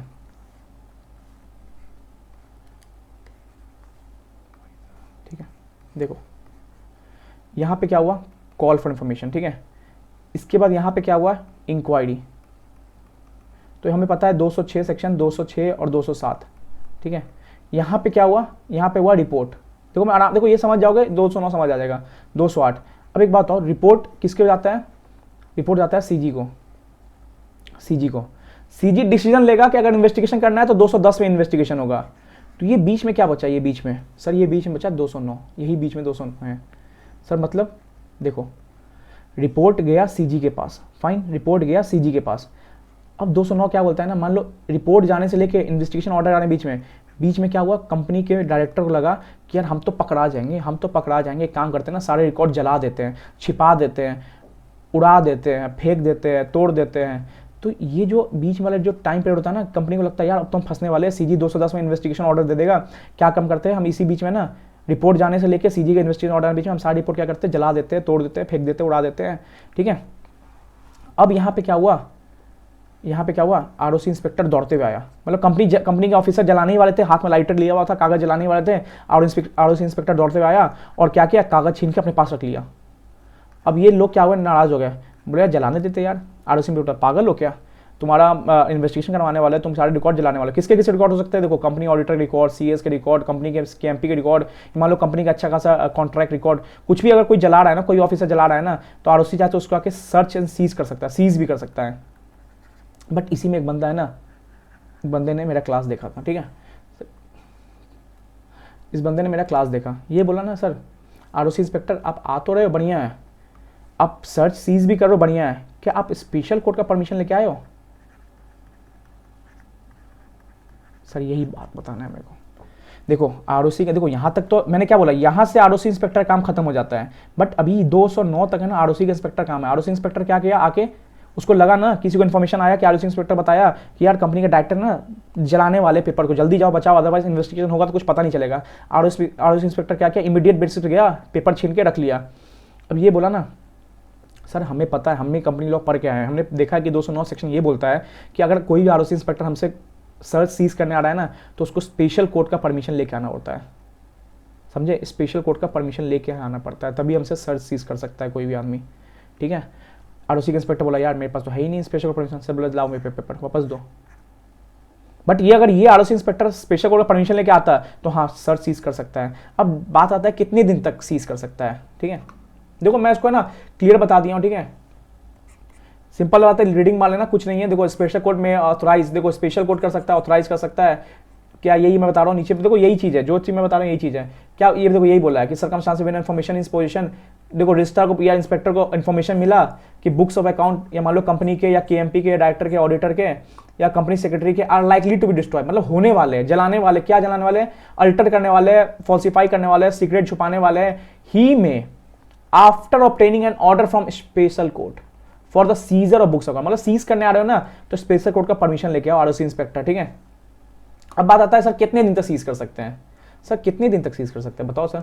सर देखो 180 डेज तक सीज कर सकते हैं, कौन कर सकता है, आरओसी इंस्पेक्टर, प्लस 180 डेज भी और कर सकता है जब जस्टिफाइड रीजन हो और एप्लीकेशन चल जाए कि हाँ भाई मेरे को 180 डेज और करने हैं सीज, तो कर सकता है। तो यही बोला shall not later than 180 days, ये इंपॉर्टेंट है, ये एमसीक्यू बन सकता है, मेरे को लगता है आने वाले टाइम, अभी एमसीक्यू नहीं बना था इससे दो, जहाँ से पता है मेरे को कम है, लेकिन यहाँ से एमसीक्यू बन सकता है। कितने साल इसमें केस स्टडी साइड 6D में ऐसा ही कुछ सर सीजर पूछा था, 180 डेज ही था वहाँ पे, तो ये सब क्वेश्चन आता है सर, ठीक है। तो 180 डेज तक क्या कर सकता है, सर्च सीज कर सकता है, कौन कर सकता है, आरओसी इंस्पेक्टर कर सकता है, but not later than 180 days. देखो further the books and paper may be call by the registrar for inspector for further 180 days by, देखो सिंपल बोला 180 डेज मेन कर सकता है, फर्दर 180 डेज कर सकता है जस्टिफाइड रीजन हो आरओसी इंस्पेक्टर के, सर मेरे को 180 डेज और चाहिए, ठीक है, रिटर्न में लिख के देना पड़ेगा। और क्या कर सकता है, मार्क कर सकता है, हमने पढ़ा है सर ऊपर, मार्क्स आइडेंटिफिकेशन लगा सकता है, मान लो क्लोजिंग स्टॉक का बैलेंस दिखा रहा है 1 लाख रुपीज़, तो ये मार्क करके जा सकता है सर, यहाँ पे कुछ भी चेंज होगा तो पता चल जाएगा, मान लो ये 1 लाख पे मार्क कर दिया, नेक्स्ट टाइम आया तो 1,50,000 आया, तो पता चल गया ना बीच में 50,000 का एक्स्ट्रा क्लोजिंग स्टॉक आया, तो मार्क भी कर सकता है या आइडेंटिफिकेशन मार्क लगा सकता है कहीं पे भी, ठीक है। अब देखो ये example, a group of creditors of Mac trading limited makes a complaint to R registrar, creditor ने क्या किया, क्रेडिटर ने आरओसी को कंप्लेन किया, ठीक है, हैदराबाद की थी, क्या कंप्लेन किया, क्या लिखा कंप्लेन में कि मैनेजमेंट ऑफ कंपनी है ना फॉल्सिफाई करने वाले, अकाउंटिंग रिकॉर्ड्स को मिटाने वाले, द कंप्लेंट। अब आरओसी इंस्पेक्टर क्या लगा, यार गलत होने वाला है, ये दौड़ गया, ठीक है, the complaint start to seize paper करने दौड़ गया, ठीक है, और may enter and search the place and क्या देखो, हाँ देखो क्या बोला, ये ना दौड़ गया पेपर सीज करने के लिए, सीज करने दौड़ गया, ठीक है। हाउ प्रोविजन क्या बोलता है, आरओसी इंस्पेक्टर क्या कर सकता है, एंटर कर सकता है, सर्च कर सकता है और बुक्स अकाउंट सीज कर सकता है। कब, only after order from special court. तुम्हें स्पेशल कोर्ट का परमिशन लेके आना पड़ेगा आरओसी इंस्पेक्टर। तुम इंक्वायरी इंस्पेक्शन के बेसिस पे किसी का सर्च सीज कर रहे हो तो स्पेशल कोर्ट का परमिशन लेके आना पड़ेगा। आगे जब पढ़ेंगे ना, इन्वेस्टिगेशन जो चालू हो जाएगा तब कोई स्पेशल कोर्ट का परमिशन लेके नहीं आना पड़ता, क्योंकि पता है कि तुम फ्रॉडलेंट आदमी हो। अब यहाँ क्या बोला, सर्च सीजर हो गया है और पता चला यहाँ पे स्पेशल कोर्ट का परमिशन लेके नहीं आया तो he is not authorise to seize the books of account Mac limited. तो स्पेशल कोर्ट का परमिशन मैंडेटरी है, ठीक है, चाहिए जब सर्च सीज कर रहे हो, जब 209 के बेसिस पे, इंक्वायरी इंस्पेक्शन के बेसिस पे। अब है सर यहाँ पे इस चैप्टर का very very very very very important, यहाँ पे नंबर गेम है। नंबर गेम मतलब थोड़ा सा ना मतलब सीखना होगा यहाँ पे में कि ये सब आना चाहिए। सर देखो क्या बोला है, अब investigation into affair of company, कब इन्वेस्टिगेशन हो सकता है। देखो 3 केसेस क्या है, डिस्क्रिशनरी, मतलब यहाँ पे ना सीजी चाहे तो, देखो सीजी याद रखना, इन्वेस्टिगेशन ऑर्डर सीजी देने वाला है, ठीक है। इन्वेस्टिगेशन ऑर्डर कौन देने वाला, सीजी देने वाला है। अब सीजी चाहे तो यहाँ पे 3 केस है और सीजी मैंडेटरी देगा, ये भी अब एग्जाम में एमसीक्यू में पूछ चुका है और आपके आरटीपी या कहीं पे एमसीक्यू मैंने 2-3 बार देखा है। तो ये डिस्क्रिशनरी है, मतलब डिस्क्रिशनरी मतलब क्या होता है कि उसके ओपिनियन पे, सीजी के ओपिनियन पे, यहाँ पे सीजी कोई ओपिनियन नहीं है। मतलब ये अगर ट्राइब्यूनल ने बोल दिया इन्वेस्टिगेशन कराना है तो सीजी को इन्वेस्टिगेशन कराना ही पड़ेगा, इंस्पेक्टर अपॉइंट करना ही पड़ेगा। बट ये 3 केसेस में ना सीजी को जरूरी नहीं है कि इंस्पेक्टर अपॉइंट करके इन्वेस्टिगेशन कराना ही है। कब है, जब कंपनी एसआर पास कर दे प्लस इंटीमेट भी करे सीजी को। दूसरा, पब्लिक इंटरेस्ट में सीजी खुद से भी करा सकता है इन्वेस्टिगेशन। तीसरा, जो हमने पढ़ा सर 208 में जो आरओसी का रिपोर्ट जाता है, वहां जब रिकमेंडेशन देता है, उस रिकमेंडेशन को देखते हुए सीजी क्या कर सकता है, अपना इन्वेस्टिगेशन ऑर्डर दे सकता है। तो यहाँ पे सीजी मैंडेटरी नहीं करेगा, सीजी का ओपिनियन है। बट अगर एक केस क्या है, अगर ट्राइब्यूनल बोलते हैं ना सीजी एक काम करो इसका इन्वेस्टिगेशन कराओ, तब सीजी को आंख बंद करके क्या करना है, इन्वेस्टिगेशन ऑर्डर देना पड़ेगा, मैंडेटरी हो जाएगा यहाँ पे। बट इन 3 केस में क्या है, मैंडेटरी नहीं, ओपिनियन है। क्या है सर, कंपनी अगर एसआर पास कर दे और बोले सीजी को इंटीमेट भी करे कि सीजी ऐसे है, देखो where the central government is opinion that investigation ऐसे, देखो मे ऑर्डर चाहे तो मे ऑर्डर टू इन्वेस्टिगेट। कब, पहला ऑन रिसिप्ट ऑफ रिपोर्ट, जब हमने पढ़ा 208 में आरओसी इंस्पेक्टर का रिपोर्ट। दूसरा, पब्लिक इंटरेस्ट में सीजी को लगे यार ये तो गलत करे, कंपनी फ्रॉड पे फ्रॉड की जा रही है, काम करते हैं इसका इन्वेस्टिगेशन चालू करते हैं। तीसरा, कंपनी ने एसआर पास किया, क्या एसआर पास करने से इन्वेस्टिगेशन नहीं सर, इंटीमेट भी करना पड़ेगा। तो ऑन इंटीमेशन, देखो एसआर पास, देखो क्वेश्चन आया हुआ है, एसआर पास कर दिया कंपनी तो इन्वेस्टिगेशन करवा देंगे, नहीं सर सीजी को बताओ तो इंटीमेट तो करो कि किस कंपनी क्या कंपनी। तो इन 3 केस में क्या है, मे चाहे तो। But where in order is passed by court और ट्राइब्यूनल, अगर किसी कोर्ट ने ऑर्डर दे दिया सीजी को, ये कोर्ट है, ये मतलब ट्राइब्यूनल है, ठीक है, इसने सीजी को ऑर्डर दे दिया कि सीजी काम करो इन्वेस्टिगेशन करवाओ, ठीक है, सेंट्रल गवर्नमेंट शैल ऑर्डर इन्वेस्टिगेशन। अब सेंट्रल गवर्नमेंट क्या बोलेगा, ले भाई इन्वेस्टिगेशन स्टार्ट, यहाँ सीजी का कोई ओपिनियन नहीं आएगा। तो याद रखना ये 3 याद रखना सर, ट्राइब्यूनल बोल दिया तो सीजी को मैंडेटरी कराना पड़ेगा इन्वेस्टिगेशन। बट ऊपर वाले 3 केस में क्या सर, मे है वहां पे, चाहे तो सीजी का ओपिनियन लगेगा वहां पे। अब सीजी चाहे तो जैसा मैटर रहेगा इतना टाइप का इंस्पेक्टर चूज कर सकता है। मान लो कि 2 करोड़ का मैटर है तो एक ही इंस्पेक्टर काम चल जाएगा, 200 करोड़ का मैटर है तो 2-3 इंस्पेक्टर को अपॉइंट करेगा। तो ये नॉर्मल से रीडिंग है। ये क्या सर, एप्लीकेशन टू पे सिक्योरिटी। अब देखो सिक्योरिटी मतलब यहाँ पे क्या, यहाँ बोल रहा है कि सिक्योरिटी मनी पे करना पड़ेगा इन्वेस्टिगेशन स्टार्ट करने से पहले ना, जो इन्वेस्टिगेशन के लिए जा रहे हैं ना उनको सिक्योरिटी मनी पे करना पड़ेगा, ठीक है। तो याद रखो इन्वेस्टिगेशन के लिए कौन जा रहे थे। अब देखो यहाँ पे किसके बारे में बात कर रहा है, क्या पब्लिक इंटरेस्ट में सीजी खुद से पैसा देगा, नहीं, आरओसी वाले से पैसा लेगा, नहीं, ट्राइब्यूनल से पैसा लेगा, नहीं। तो ये इस बात का कर रहा है, मतलब जब कोई कंपनी एसआर पास करती है ना तो उसको अपना सिक्योरिटी मनी भी जमा करना पड़ेगा, ठीक है।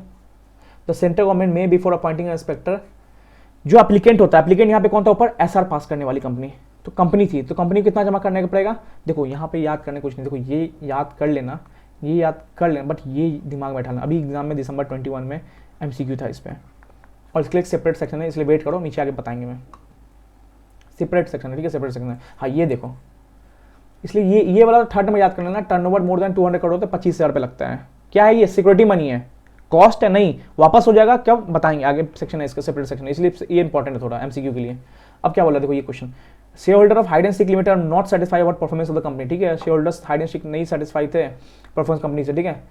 अब क्या हुआ, 101 मेंबर शेयर होल्डर्स ने क्या किया, कंपनी सेंट्रल गवर्नमेंट को क्या किया, बताया कि सेंट्रल गवर्नमेंट इस कंपनी का इन्वेस्टिगेशन कराओ। भाई 101 लोग, कंपनी में टोटल 500 शेयर होल्डर्स, तो एसआर पास कराओ। सेंट्रल शेयर होल्डर्स तभी जा सकते हैं जब एसआर पास हो।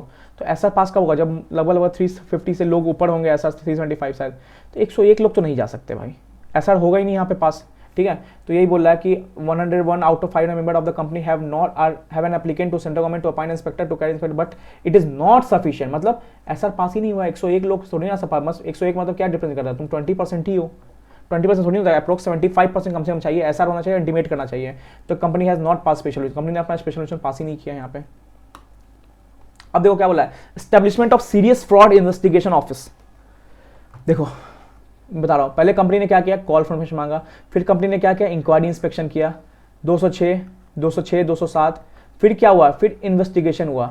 अब क्या बोल रहा है, देखो इन्वेस्टिगेशन होता है 210, हमने पढ़ा ऊपर 3 पॉइंट्स, 1 प्राइमरी वाले, 3 नॉर्मल वाले।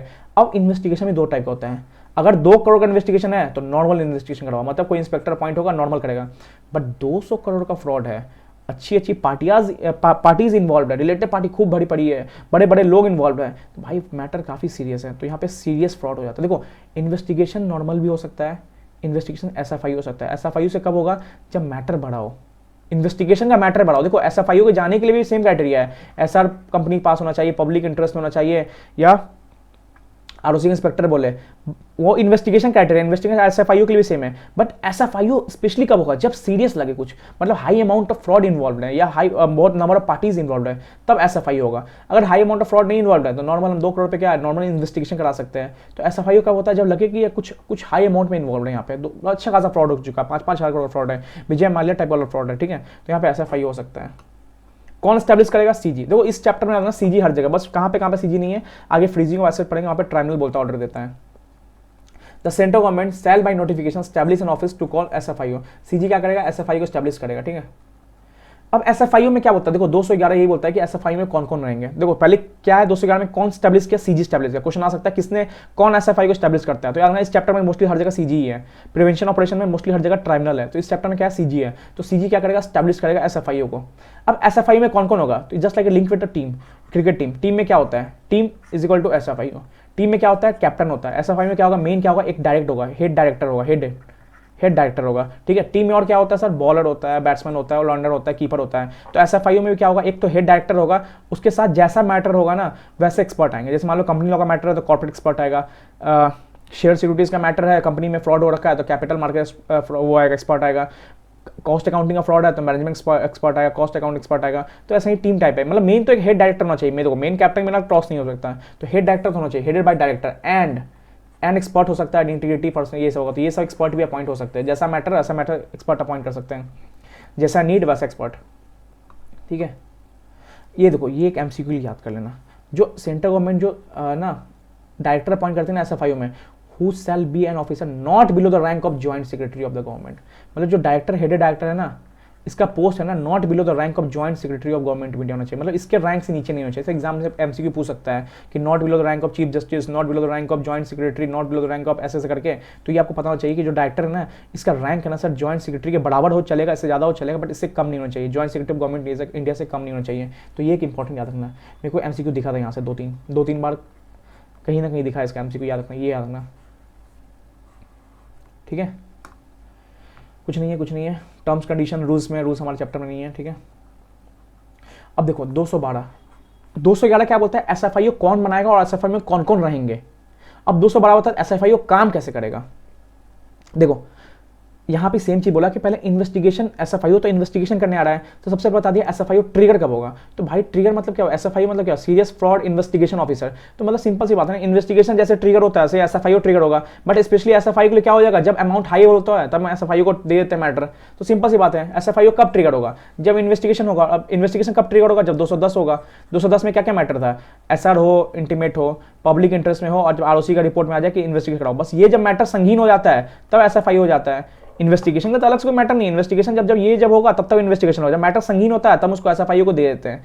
बस इसमें एक पॉइंट एक्स्ट्रा घुसा है, क्या इंटर किया। देखो पब्लिक इंटरेस्ट सेम था, एसआर सेम था, 208 का रिपोर्ट सेम था, बस यहाँ पे एक चीज एक्स्ट्रा किया ना सर, हो सकता है एग्जाम में क्या पता पूछ दे, on request from any department of CG और एसजी। मतलब मान लो जीएसटी फ्रॉड हो रखा है, जीएसटी डिपार्टमेंट बोले कि एसएफआईओ करवा, तो हाँ रिक्वेस्ट किया ना जीएसटी डिपार्टमेंट ने, तो एसएफआईओ हो सकता है, सीजी इसको कंसीडर कर सकता है, एसएफआईओ में भेज सकता है, ठीक है। तो क्या बोला, सिंपल सी बात, अगर किसी यहाँ पर बस देखो सेम लगभग 210 वाली बात है, एसएफआईओ के लिए भी, इन्वेस्टिगेशन के लिए भी, बट जब ये संगीन हो जाता है तब एसएफआईओ को दे देते हैं। तो बस एक बात नया था जो 210 में नहीं था, कि किसी डिपार्टमेंट ऑफ सीजी एसजी का डिपार्टमेंट भी है ना रिकमेंड कर सकता है, रिक्वेस्ट कर सकता है, अब देखो देखो मैं इसको नीचे पढ़ाता हूँ, ये डायग्राम से अच्छा है कि मैं नीचे पढ़ाता हूँ, ठीक है। देखो सेम चीज़ है, आरओसी इंस्पेक्टर का रिपोर्ट 208 वाला, एसआर प्लस इंटीमेशन, ठीक है, सिंपल। पब्लिक इंटरेस्ट में, ठीक है, पब्लिक इंटरेस्ट में जब ज़्यादा संगीन हो जाता है एसएफआईओ नहीं संगीन हो तो normal investigation, SR plus intimate ज़्यादा संगीन है तो एसएफआईओ नहीं संगीन, नॉर्मल। आरओसी ने बोल दिया ज़्यादा मैटर संगीन है तो एसएफआईओ नहीं संगीन है तो नॉर्मल इन्वेस्टिगेशन। तो एसएफआईओ कुछ नहीं है, बस सिंपल सी इन्वेस्टिगेशन का क्या ब्रॉडर पार्ट है कि जब संगीन हो जाता है तो हम एसएफआईओ को दे देते हैं। एसएफआईओ बड़ी पार्टी होती है, ठीक है, बड़ी बहुत बड़ा डिपार्टमेंट टाइप का होता है एसएफआईओ, ठीक है। क्या बोला, डायरेक्टर एसएफआईओ में डिस्गेट सर्च नंबर, जैसा नंबर चाहिए अंदर इंस्पेक्टर के उतने इंस्पेक्टर पॉइंट कर सकते हैं, 10 12 13 14 जो भी चाहे तो कर सकता है। अब देखो क्या समझने का इसे, बस याद रखना ये जो रिक्वेस्ट ऑफ गवर्नमेंट था ना ये वाला, ये 210 में नहीं था। सो जीएसटी डिपार्टमेंट बोले फ्रॉड बढ़ा है तो एसएफआईओ को दे सकते हैं हम, तो ये याद रखना, ये जीएसटी डिपार्टमेंट अगर आ जाए ना तो 210 में इन्वेस्टिगेशन यहाँ पे कुछ नहीं लिखा था, ये 212 वाला एसएफआईओ वाला फ्रॉड हो जाएगा, ठीक है। अब देखो ये क्या है, no other investigation agency of CG and SG shall proceed with investigation where cases assign to SFIO. देखो मान लो कोई कंपनी है, ठीक है, कोई कंपनी है, ठीक है, इसमें क्या था 100 करोड़ का जीएसटी फ्रॉड हुआ था, तो जीएसटी डिपार्टमेंट अपना इन्वेस्टिगेशन चालू कर दिया। मान लो कंपनी है इसमें 80 करोड़ का इनकम टैक्स फ्रॉड था, तो इनकम टैक्स डिपार्टमेंट अपना इन्वेस्टिगेशन चालू कर दिया। मान लो कोई कंपनी थी, सेम कंपनी, मान लो कोई जगदीश लिमिटेड थी, इसमें क्या हुआ कस्टम का फ्रॉड हुआ 200 करोड़ का, कस्टम डिपार्टमेंट अपना इन्वेस्टिगेशन चालू कर दिया। यार कंपनी है बंद करो इसको, मजाक कर रहा हूँ, सुनो, ठीक है। तीनों डिपार्टमेंट क्या किया, अपना इन्वेस्टिगेशन चालू कर रखी है। अब आया एसएफआईओ, मस्त स्वैग में आया, चश्मा लगा के हंस रहा है, बोला देखो डिपार्टमेंट लोग अब बंद हो जाओ थोड़ा देख लिए, अब हम आ गए हैं ना, अब अपन पे छोड़ दो, देख लेंगे इस कंपनी की जितना फ्रॉड कर रखा है ना हम सब देख लेंगे। तो याद रखना जब एसएफआईओ स्टैब्लिश हो जाता है ना तो जो जो डिपार्टमेंट का इन्वेस्टिगेशन चल रहा है ना सब बोलेगा रुक जाना, सब क्या हो जाएंगे, रुक जाएंगे। जीएसटी डिपार्टमेंट रुक जाएगा, इनकम टैक्स रुक जाएगा, कस्टम रुक जाएगा, क्या बोलेगा एसएफआईओ बोलेगा अब मेरे को हैंडल करने दो इसको, अब देखते हैं इस कंपनी में क्या क्या दिक्कत है, ठीक है। वही चीज है, in case assign to central government SFIO no other investigation agency of central government shall proceed with investigation, ठीक है। मतलब ये लोग टांग नहीं कराएंगे, ये लोग बोलेंगे ठीक है सर आप ही संभालो, आप बड़े आदमी हो, आप आ गए हो तो आप ही संभालो, तो ये सारे प्रोसीडिंग रुक जाएंगे, ठीक है, सिंपल यही था। अब एसएफआईओ क्या करेगा, इन्वेस्टिगेट करेगा, सिंपल यही सी मतलब क्या है सिंपल, देखो अब कुछ नहीं है, मेन क्या था ऊपर था समझ जा दी, सारे प्रोसीडिंग क्या होंगे रुक जाएंगे। एसएफआईओ कब होगा, जब 3 ट्रिगर पॉइंट 210 वाले, बस एक क्या था एक्स्ट्रा था सीजीएसजी वाला, एसएफआईओ कौन कौन होंगे 211 में पढ़ लिया है। अब क्या है सिंपल यही चीज़ है, डायरेक्टर को आया तो डायरेक्टर को इंक्वायरी इंस्पेक्टर वाले को अच्छे से ट्रीट करना था, यहाँ पे वही बोल दिया एसएफआईओ को ट्रीट करो। एसएफआईओ कोई आदमी आपके पास आया, आपने थप्पड़ मार के भगा दिया, कुछ नहीं दिया तो घुसा सकता है भाई यहाँ पे, और घुसाने के बाद और क्या हो सकता है यहाँ पे, ये याद रखना सारी पूरे कंपनीज एक्ट का सारे प्रोविजंस क्या होते हैं नॉन कॉग्निजेबल एंड बेलेबल, मतलब विदाउट वारंट नहीं उठा के ले सकते हैं और वो बेल हो सकते हैं। बट एसएफआईओ वाला ना सर ये क्या होता है, ये होता है कॉग्निजेबल एंड नॉन बेलेबल, मतलब विदाउट वारंट भी उठा के ले जा सकते हैं हम तुम्हें और बेल भी नहीं देंगे तुम्हें हम तो, ठीक है।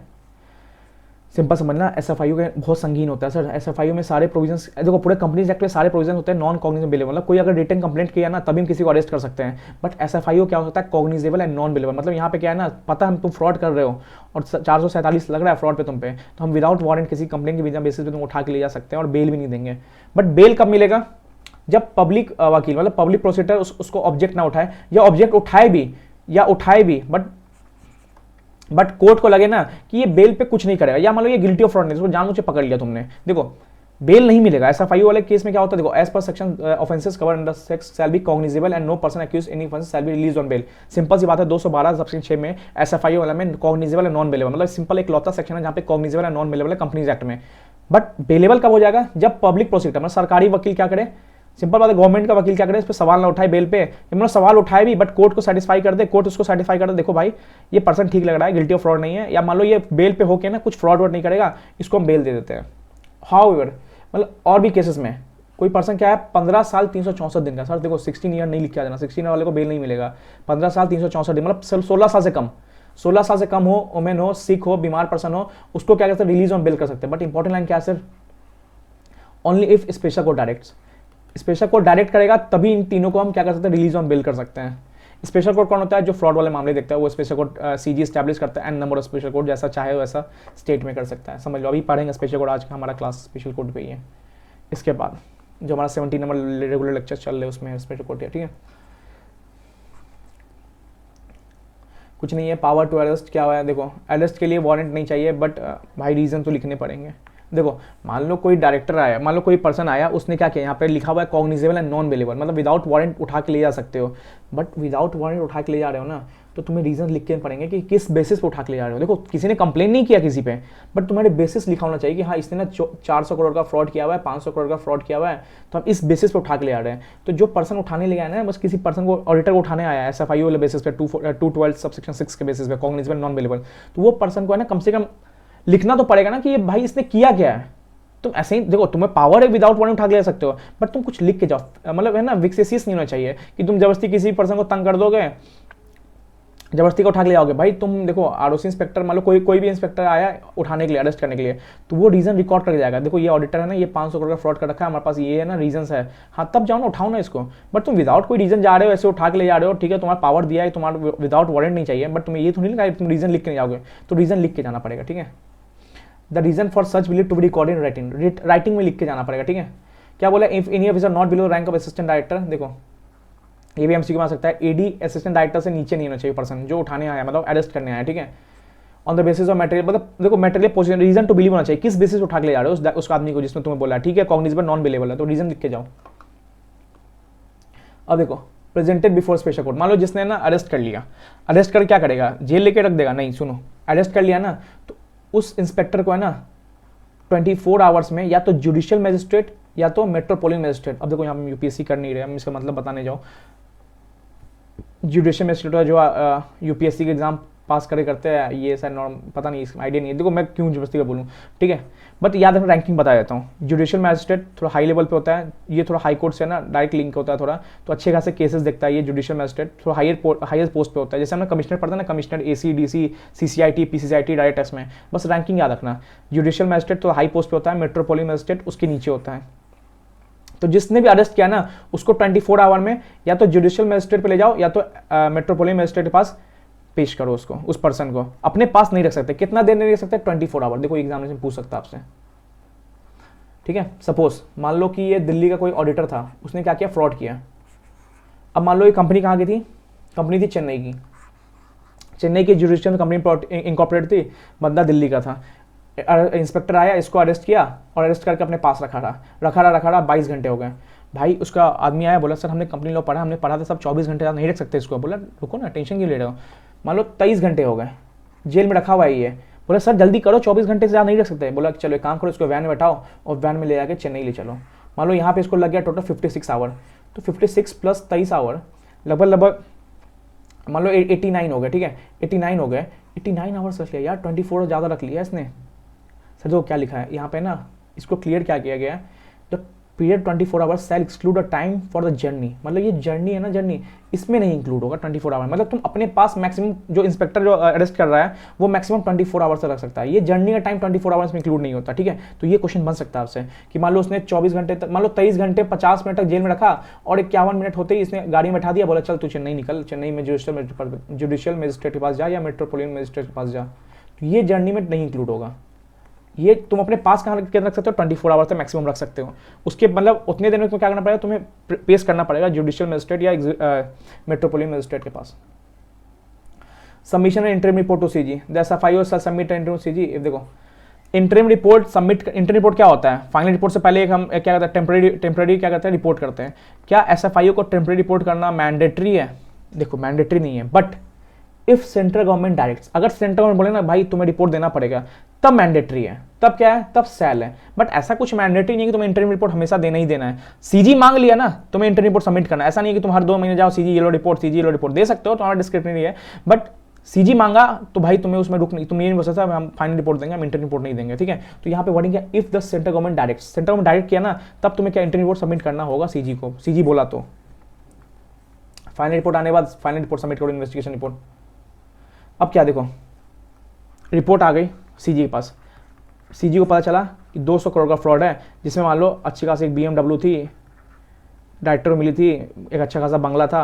अब सोचो ना, सीजी हाथ में हाथ डाल के बैठा रहेगा, भाई नहीं, सीजी क्या करेगा, सीजी का डिसगवर्नमेंट करेगा। मतलब क्या होता है, वापस लेना, तुम्हें कुछ भी फ्रॉडलेंट या अनलॉफुल मिला है ना, सीजी उसको वापस लेना चालू कर देगी। भाई मेन तो मकसद तो यही है, रिकवरी करना। तो देखो एग्जांपल समझो, को ये इसको ना एग्जांपल समझो, क्लियर हो जाएगा। Mister A director of Pappu limited, नाम दिया है, सही है, receive A car in gift from his supplier. Director था, इसको क्या मिला सर, कार मिला, ठीक है। किससे मिला, सप्लायर से मिला, ठीक है। In bulk quantity with higher rate market, इसने क्या किया था ना, हायर रेट मार्केट से किया था, मतलब कुछ ना अनलॉफुल किया। The fact was reported in the investigation report. अब इन्वेस्टिगेशन रिपोर्ट में ना एसएफआईओ ने या मान लो कोई भी इंस्पेक्टर ने क्या क्या लिखा, अब क्या है, the CG may file an applicant before the tribunal. अब देखो ये इंपॉर्टेंट याद रखना जो मैं बता रहा हूँ, सीजी खुद से डिसगॉर्मेंट नहीं कर सकती, मतलब रिकवरी नहीं कर सकती। सीजी क्या बोलेगी, सीजी बोलेगी ट्राइब्यूनल तुम मेरे को रिकवरी करके दो, ठीक है। तो रिकवरी का सारा हक किसके पास जाएगा, ट्राइब्यूनल पास। पर ट्राइब्यूनल ऑर्डर कौन दे रहा है, सीजी दे रहा है। सीजी के पास देखो, सीजी को कौन गया, इंस्पेक्टर ने रिपोर्ट दिया सर इसके पास कार आया है जो फ्रॉडलेंट लग रहा है, मेरे को अनलॉफुल लग रहा है, तो सीजी खुद नहीं जा सकती है, सीजी इंस्पेक्टर नहीं पहुंच, सीजी बोलेगा ट्राइब्यूनल को, ट्राइब्यूनल तुम मेरे को रिकवरी करके दो, तुम डिसगॉर्मेंट करके दो मेरे को, ठीक है। तो ये याद रखना, याद रखना, इंस्पेक्टर से सीजी, सीजी से ट्राइब्यूनल, ट्राइब्यूनल क्या करेगा, डिसगॉर्मेंट करेगा। डायरेक्ट सीजी डिसगॉर्मेंट नहीं करेगा, ठीक है, कुछ नहीं है। अब देखो ये समझ जाओगे, मोस्टली चैप्टर यहीं तक है। अच्छा चैप्टर देखा जाए तो यहीं तक, आगे क्या है इन्वेस्टिगेशन में चालू, बट क्वेश्चन ज़्यादा यहीं से बनते हैं सर 213 तक। देखो क्या है, investigation into affair company in other cases. Sir in other cases मतलब हमने 3 पढ़ा था सर, 3 क्या था, SR plus notice, public interest, ROC, inspector report. यहाँ पे क्या था, सीजी का ओपिनियन था। बट ट्राइब्यूनल जब बोलता है ना ट्राइब्यूनल, तब सीजी को मैंडेटरी करना पड़ता है। अब देखो अब ट्राइब्यूनल खुद तो नहीं जाएगा हर बार कि सीजी इन्वेस्टिगेशन नहीं, ट्राइब्यूनल पास जाने की, देखो ट्राइब्यूनल ने ऑर्डर दिया सीजी को इंस्पेक्शन कराना ही पड़ेगा, इन्वेस्टिगेशन कराना ही पड़ेगा, सॉरी इंस्पेक्शन नहीं इन्वेस्टिगेशन, बट ट्राइब्यूनल के पास ही तो किसी को जाना होगा। तो देखो ये मेंबर्स अब क्या करेंगे, मेंबर जाएंगे ट्राइब्यूनल पास, ट्राइब्यूनल देखो, अब देखो ये कब जाएंगे, सुनो बताता हूँ मैं। मान लो कोई कंपनी थी, कंपनी 500 मेंबर, जस्ट ऊपर एग्जांपल, कंपनी ने क्या किया, 100 मेंबर्स थे, उसने क्या किया, इंटीमेशन पास किया और सीजी पास गया। सीजी बोले सीजी इन्वेस्टिगेशन कराओ, 210 वाले में गए। सीजी बोला एसआर लाए हो, बोला नहीं यार एसआर तो नहीं हो रहा, 20% ही हो रहा। बोलता जाओ। अब बेचारा ये सारे लोग मायूस आ रहे थे, आते ना रास्ते में चल रहे थे, उनको 213 सेक्शन दिख गया। सर 213 सेक्शन क्या बोलते हैं ना, सो जो क्वेश्चन बताता हूँ कैसे लिंक करेगा। 213 कब होगा ना, जब आपके पास किसी कंपनी के पास एसआर नहीं पास हुआ है ना सर, एसआर स्पेशल रेजुलेशन नहीं पास हुआ है ना, तो मायूस मत हो। ट्रायल ने बोला कि हम तुम मेरे पास आओ, तुम हमें अपनी दुख भरी दास्तां सुनाओ। तो जब तुम्हारी कंपनी के पास एसआर पास नहीं हुआ ना 210 में जाने के लिए, मान लो नॉर्मल 40% ही पास हुआ ना, एक काम करो तुम ट्राइब्यूनल पास जाओ, ट्राइब्यूनल तुम्हारी दुख भरी दास्तां सुनेगा। अब तब ट्राइब्यूनल ऑर्डर दे दिया ना, तब सीजी को मैंडेटरी करना पड़ेगा। अब बोलेगा आ गया ना भाई स्वाद, हमारे पास ऐसा नहीं था, तुम्हें भगा दिया, हम ट्राइब्यूनल के थ्रू आए। तो ये ट्राइब्यूनल के थ्रू आना ना 213 सेक्शन है। अब देखो ट्राइब्यूनल के थ्रू आने भी कुछ लोग का रिक्वायरमेंट चाहिए। रिक्वायरमेंट क्या है, अगर कंपनी में शेयर कैपिटल है तो 100 मेंबर्स या तो 1/10 मेंबर। देखो यहाँ पे कितना मतलब कहता नहीं है, लीनियंट कर दिया है। वहाँ पे एसआर पास करने बोला था, यहाँ पे क्या बोल रहा है, अगर आपके पास 1/10 जो मेंबर आए ना उनके पास 1/10 वोटिंग पावर है ना, मतलब paid up share capital hold कर रखा है ना, वोटिंग पावर मतलब जो भी कैपिटल है उसके वोटिंग पावर होता है। कैपिटल वोटिंग पावर कब होता है, जब कंपनी का कैपिटल पावर होल्ड कर रहा है कोई मेंबर जा रहे हैं, तो नंबर नहीं बोला, वोटिंग पावर बोला कैपिटल होल्डिंग में। तो मान लो या तो तुम 100 मेंबर्स हो या तो तुम क्या 1/10 ऑफ वोटिंग पावर होल्ड कर रहे हो, तो आओ ना ट्राइब्यूनल पास आओ। ट्राइब्यूनल सोचेगा, अगर ट्राइब्यूनल सोच के ऑर्डर दे दिया तो सीजी को मैंडेटरी करना पड़ेगा। या कंपनी में शेयर कैपिटल नहीं है तो 1/5 ऑफ मेंबर इन नंबर। मान लो कंपनी में 500 मेंबर है तो 1/5 मतलब क्या हो गया 50। मान लो कंपनी में 100 मेंबर है तो 1/5 क्या हो गया 20 मेंबर जाओगे चलेगा, ठीक है। तो यहाँ पे याद रखना ट्राइब्यूनल पास कब जा सकते हैं, जब मान लो एसआर पास नहीं हो रहा है तो हम मायूस नहीं होंगे, हम 213 पे जाएंगे। 213 बोलेंगे ट्राइब्यूनल काम करो ना यार, प्लीज़ यार देख लो ना, कंपनी हमारा एसआर नहीं बोले, कंपनी बोले एसआर पास करके आओ। ट्राइब्यूनल कोई बात नहीं, तुम 100 मेंबर हो, हाँ है सर, हम 101 मेंबर है, देखो 101 मेंबर थे, ऊपर हम थे, हम 100 मेंबर थे सर, हम 100 मेंबर है, तो हमारे पास आओ ना, कोई बात नहीं, एसआर नहीं है तो हम कराएंगे तुम्हारा इन्वेस्टिगेशन में अच्छा लगा तो, ठीक है। If company pass share capital नहीं है तो 1/5 मेंबर, देखा ना शेयर कैपिटल नहीं है हर जगह ना 150 लिखा गया है, ये आपका टेक्निक है, मोस्टली हर जगह 150 है, प्रिवेंशन ऑपरेशन चैप्टर में भी। और देखो अब तो यहाँ पे सिर्फ मेंबर जा रहे थे, अब क्या बोला third party any other person, मतलब कोई और पर्सन भी जा सकता है ट्राइब्यूनल के थ्रू। सीजी के थ्रू तो 3 ही लोग जा सकते हैं, SR plus intimation public interest ये वाले, बट ट्राइब्यूनल थ्रू कौन जा सकते हैं, मेंबर भी जा सकते हैं, एनी अदर पर्सन कोई भी, मतलब क्रेडिटर भी जा सकता है। बट उसको क्या लगना चाहिए, जो कंपनी बनी है ना वो फ्रॉड करने के लिए बनी है सर, फ्रॉड करने के लिए बनी है कंपनी, इनकॉर्पोरेटिव ये फ्रॉड करने के लिए, फ्रीडम 251। या मान लो कंपनी के जो बंदे हैं ना वो गिल्टी ऑफ फ्रॉड है, जो पर्सन बनाई ना कंपनी को वो खुद ही फ्रॉड है, मतलब विजय माल्या। और कंपनी से कुछ इन्फॉर्मेशन मांगा गया ना कंपनी से, कंपनी ने क्या किया, इन्फॉर्मेशन दिया ही नहीं, रीजनेबल इन्फॉर्मेशन नहीं दिया, इंक्लूडिंग देखो यहां से ना क्वेश्चन बनने के चांस है। देखो जब आईसीआई कुछ एग्जांपल देता है ना, एग्जाम्पल देता ना, समझ आना, इससे क्वेश्चन आ सकते हैं। मतलब देखो ऐसे लिख देगा एग्जाम में कि कंपनी ने, मान लो मेंबर ने बोला एक काम करो मैनेजर रिम्यूनरेशन का मेरे को डेटा बना के भेजो कंपनी को, कंपनी बोला कि नहीं देंगे भाई आपको हम। मेंबर बोला तुम्हें पता है अगर 11% से ऊपर ओवरऑल प्रॉफिट देते हैं तो एसआर पास करना पड़ता है, समथिंग ऐसा बोला मेंबर ने। कंपनी बोला हाँ तो हमें देखना है तुमने सही प्रॉफिट दिया कि नहीं दिया है। तो कंपनी है ना मेंबर को नहीं दे रही है इन्फॉर्मेशन, तो इनएडुकेट, या मान लो किसी कोई भी पर्सन को इन्फॉर्मेशन नहीं दे रही है, इनएडुकेट रही है। इसमें लिख दिया कि including information related to calculation of commission payable to managing director manager, ये सिंपल बता दी, एग्जाम्पल देकर बता रहा हूँ मैं। तो एग्जाम्पल ऐसा नहीं लिखा है। तो इन 3 केस में भी है ना 100 मेंबर्स नहीं भी हो ना, कोई भी आदमी जा सकता है, कोई भी आदमी जा सकता है। तो याद ट्रायबल सेटिस्फाई होना चाहिए।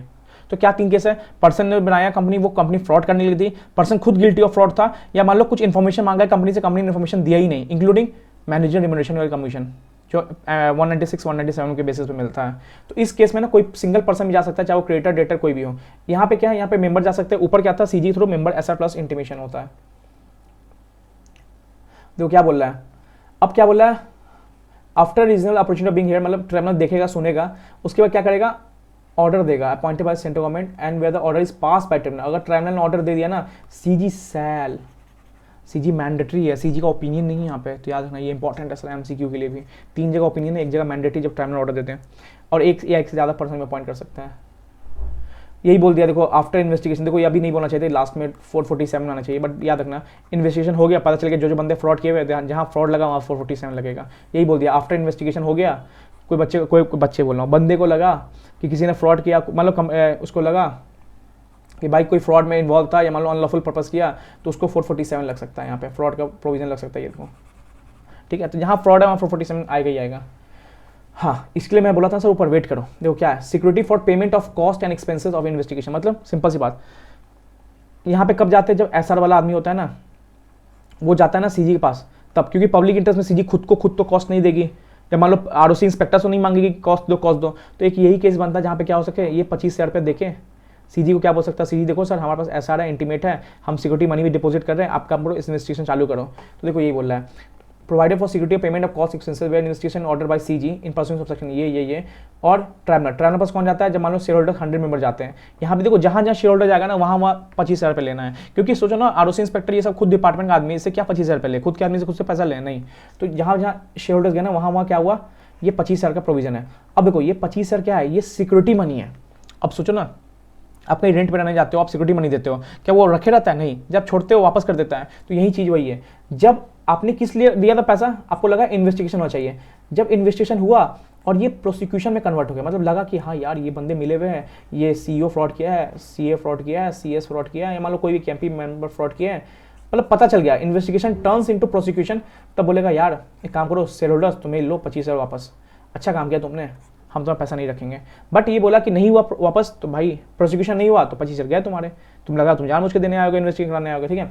तो सेंट्रल गवर्नमेंट में before appointing inspector require the applicant कौन थे, शेयर होल्डर्स, क्योंकि आरओसी इंस्पेक्टर नहीं देगा पैसा, give such security not exceeding 25,000 रुपये, 25,000 रुपये मैक्सिमम है, याद रखना 25,000 इज मैक्सिमम अमाउंट, मिनिमम कुछ भी हो सकता है, हमें पीछे देखा है, बट एग्जाम में यही आता सर, मैक्सिमम अमाउंट कितना सिक्योरिटी डिपॉजिट जमा करना पड़ेगा, 25,000 रुपये। सर ये क्या बोला, अब इन्वेस्टिगेशन हो रहा है कंपनी का, ठीक है, तो इन्वेस्टिगेशन हो रहा है तो इंस्पेक्टर अपॉइंट होना है, आरओसी इंस्पेक्टर बंद हो गया हमारे 209 में बंद हो गया, अब इंस्पेक्टर अपॉइंट होना है। तो इंस्पेक्टर जो अपॉइंट होगा ना वो कौन होगा, तो सिंपल वो क्या लिखा है, देखो मान लो ये कोई तेज लिमिटेड है, तेज लिमिटेड ना ये सिक्योरिटी सर्विस देता है, तो बोला एक तेज लिमिटेड तुम आज से आरओसी, तुम आज से क्या हुआ इंस्पेक्टर हुए इन्वेस्टिगेशन के लिए, नहीं हो सकता। मान लो कोई बहादुर एसोसिएट्स है, ये बोला आज से तुम है ना इंस्पेक्टर, नहीं हो सकता। कोई राजन लिमिटेड है, नहीं हो सकता। मतलब सिंपल एक इंडिविजुअल है ना इंस्पेक्टर बन सकता है इन्वेस्टिगेशन का। तो याद रखना क्वेश्चन आ सकता है, कोई फर्म, कोई बॉडी कॉर्पोरेट या other associates shall be appointed inspector को, वर्डिंग क्या है, no firm body corporate or other associates shall be appointed inspector shall, मतलब कोई firm body corporate inspector appoint नहीं हो सकता है। कौन हो सकता है, इंटरप्रेट क्या हो रहा है sir, only an individual, simple कोई मोहन, सोहन, राम, श्याम ऐसे बंदा इंस्पेक्टर अपॉइंट हो सकता है, ठीक है। अब क्या बोल रहा है, investigation of ownership of company. देखो मान लो जगदीश लिमिटेड था, इसका क्या हुआ, इन्वेस्टिगेशन हुआ, इसमें कितने थे, मान लो 1 लाख शेयर कैपिटल पैसा था, ठीक है, 1 लाख शेयर कैपिटल, शेयर मान लो शेयर्स थे, 1 लाख के शेयर्स थे, ठीक है। और इसके शेयर्स है ना होल्ड करता था कौन, मान लो कोई कंपनी बैठा हुआ एबीसी, उसका बोर्ड ऑफ डायरेक्टर है साहिल, मान लो सूरज, दोनों क्या हुआ 50,000 शेयर होल्ड कर रहे हैं। तो इसको क्या पता, इसको मिलेगा डिविडेंड मिलेगा, मतलब एक तरह से फाइनेंशियल इंटरेस्ट हुआ कंपनी में। फाइनेंशियल इंटरेस्ट है ना कंपनी में, ओनर हुआ ना कंपनी को, मेंबर जो हुआ कंपनी का ओनर हुआ है। 1 लाख कंपनी का टोटल शेयर है, 50,000 साहिल कर रहा है, 50,000 सूरज कर रहा है, तो भाई 50,000 1 लाख टोटल हो गया, तो कंपनी का मेंबर यही हुआ है। अगर कंपनी प्रॉफिट कमा के डिविडेंड देगी तो इनको ही देगी। फाइनेंशियल इंटरेस्ट भी है कंपनी के, ओनर भी हो कंपनी के। सेकंड, मान लो कोई कंपनी है, देखो यही केस चला, मान लो फर्स्ट लोग ये हुए फाइनेंशियल इंटरेस्ट, सेकंड क्या हुआ, XYZ में ना एक बंदा बैठा होता है विजय, ये क्या करता था ना, सारा डिसीजन मेकिंग जगदीश से है ना यही करता था, सारा क्या करता था डिसीजन मेकिंग। तो सर एक तरह से देखा जाए ना ये लोग ओनर थे कंपनी के, भले बैठे हुए कहीं और बट कंट्रोल कर रहे कंपनी, कोई फाइनेंशियल इंटरेस्ट कंट्रोल कर रहा है, ये लोग क्या कर रहे हैं फाइनेंशियली इंटरेस्ट कंट्रोल कर रहे हैं कंपनी को, और ये क्या कर रहा है पॉलिसी और decision making they control but control कर रहे हैं। तो देखो जब कंपनी का इन्वेस्टिगेशन होता है ना तो इंस्पेक्टर बोला जाता है कि भाई पता करो कि who are the true owner of the company, मतलब कंपनी ने फ्रॉड किया है तो ओनर को पता होगा सब कुछ, तो पहले ओनर का पता लगाओ, ओनर कौन कौन है, प्रमोटर कौन कौन है, कंपनी में फाइनेंशियल इंटरेस्ट कौन है। देखो वर्डिंग क्या है, सेक्शन 216 ऑफ कंपनी द्वारा act provide for investigation of ownership of company, owner कौन कौन है। Central government can order investigation, देखो सेंट्रल गवर्नमेंट ऑर्डर दे सकता है कि इन्वेस्टिगेट करो ओनरशिप कौन कौन था जो फाइनेंशियल इंटरेस्ट है। देखो यहाँ पे बता रहा हूँ मैं, नीचे वर्डिंग सेम आएंगे, देखो CG that there is to do appoint one or more inspector to investigate ऐसे ठीक है, who are financially interested in the success or failure of company, ठीक है, मतलब ये साहिल एंड सूरज, पता करो ना कि कंपनी में कौन कौन ओनरशिप ओनर है कंपनी के जो फाइनेंशियल इंटरेस्टेड हो। मान लो कंपनी अच्छा कमाएगी तो डिविडेंड का इनको शेयर मिलेगा, कंपनी खराब कमाएगी नहीं मिलेगा, तो देखा जाए ना कंपनी में फाइनेंशियल इंटरेस्ट रख रहे हैं ना ये दोनों। Second, who are or have been able to control or to materially influence the policy, मतलब ये विजय है, भले ये कंपनी में भी नहीं है बट देखो ना यहाँ बैठ के भी कंपनी कंट्रोल कर रहे हैं, ये कंपनी को कंट्रोल कर रहा है, तो इनको भी ढूंढ के लाओ भाई। इन्वेस्टिगेशन हो रहा तो जरूरी नहीं है बोर्ड ऑफ डायरेक्टर ही मिल रहता है, मैनेजमेंट ही मिल रहते हैं, ओनर को ही पकड़ के लेके आओ, ठीक है। तो ओनर को भी क्या करना पड़ता है, पकड़ के लेके आना पड़ता है, ठीक है। तो ओनर को भी पकड़ के लेके आओ, ठीक है। उसके बाद क्या है, उसका क्या हुआ भी बेनिफिशियल इंटरेस्ट इन कंपनी, को बेनिफिशियल का पता है कि शेयर इसने होल्ड किया, इसके बदले इसने होल्ड किया, तो इसको ही पकड़ के लगाओ, बेनिफिशियल ओनर हमने पढ़ रखा है, तो ये इंपॉर्टेंट था sir. Who is financial interest the company through success और फेलियर, डिविडेंड मिलेगा तो इनको मिलेगा, और जो पॉलिसी कंट्रोल कर रहा है, मान लो ये कंपनी का HR पॉलिसी बना रहा है, IT पॉलिसी बना रहा है, तो इसको ही पकड़ के लेके आओ, ठीक है।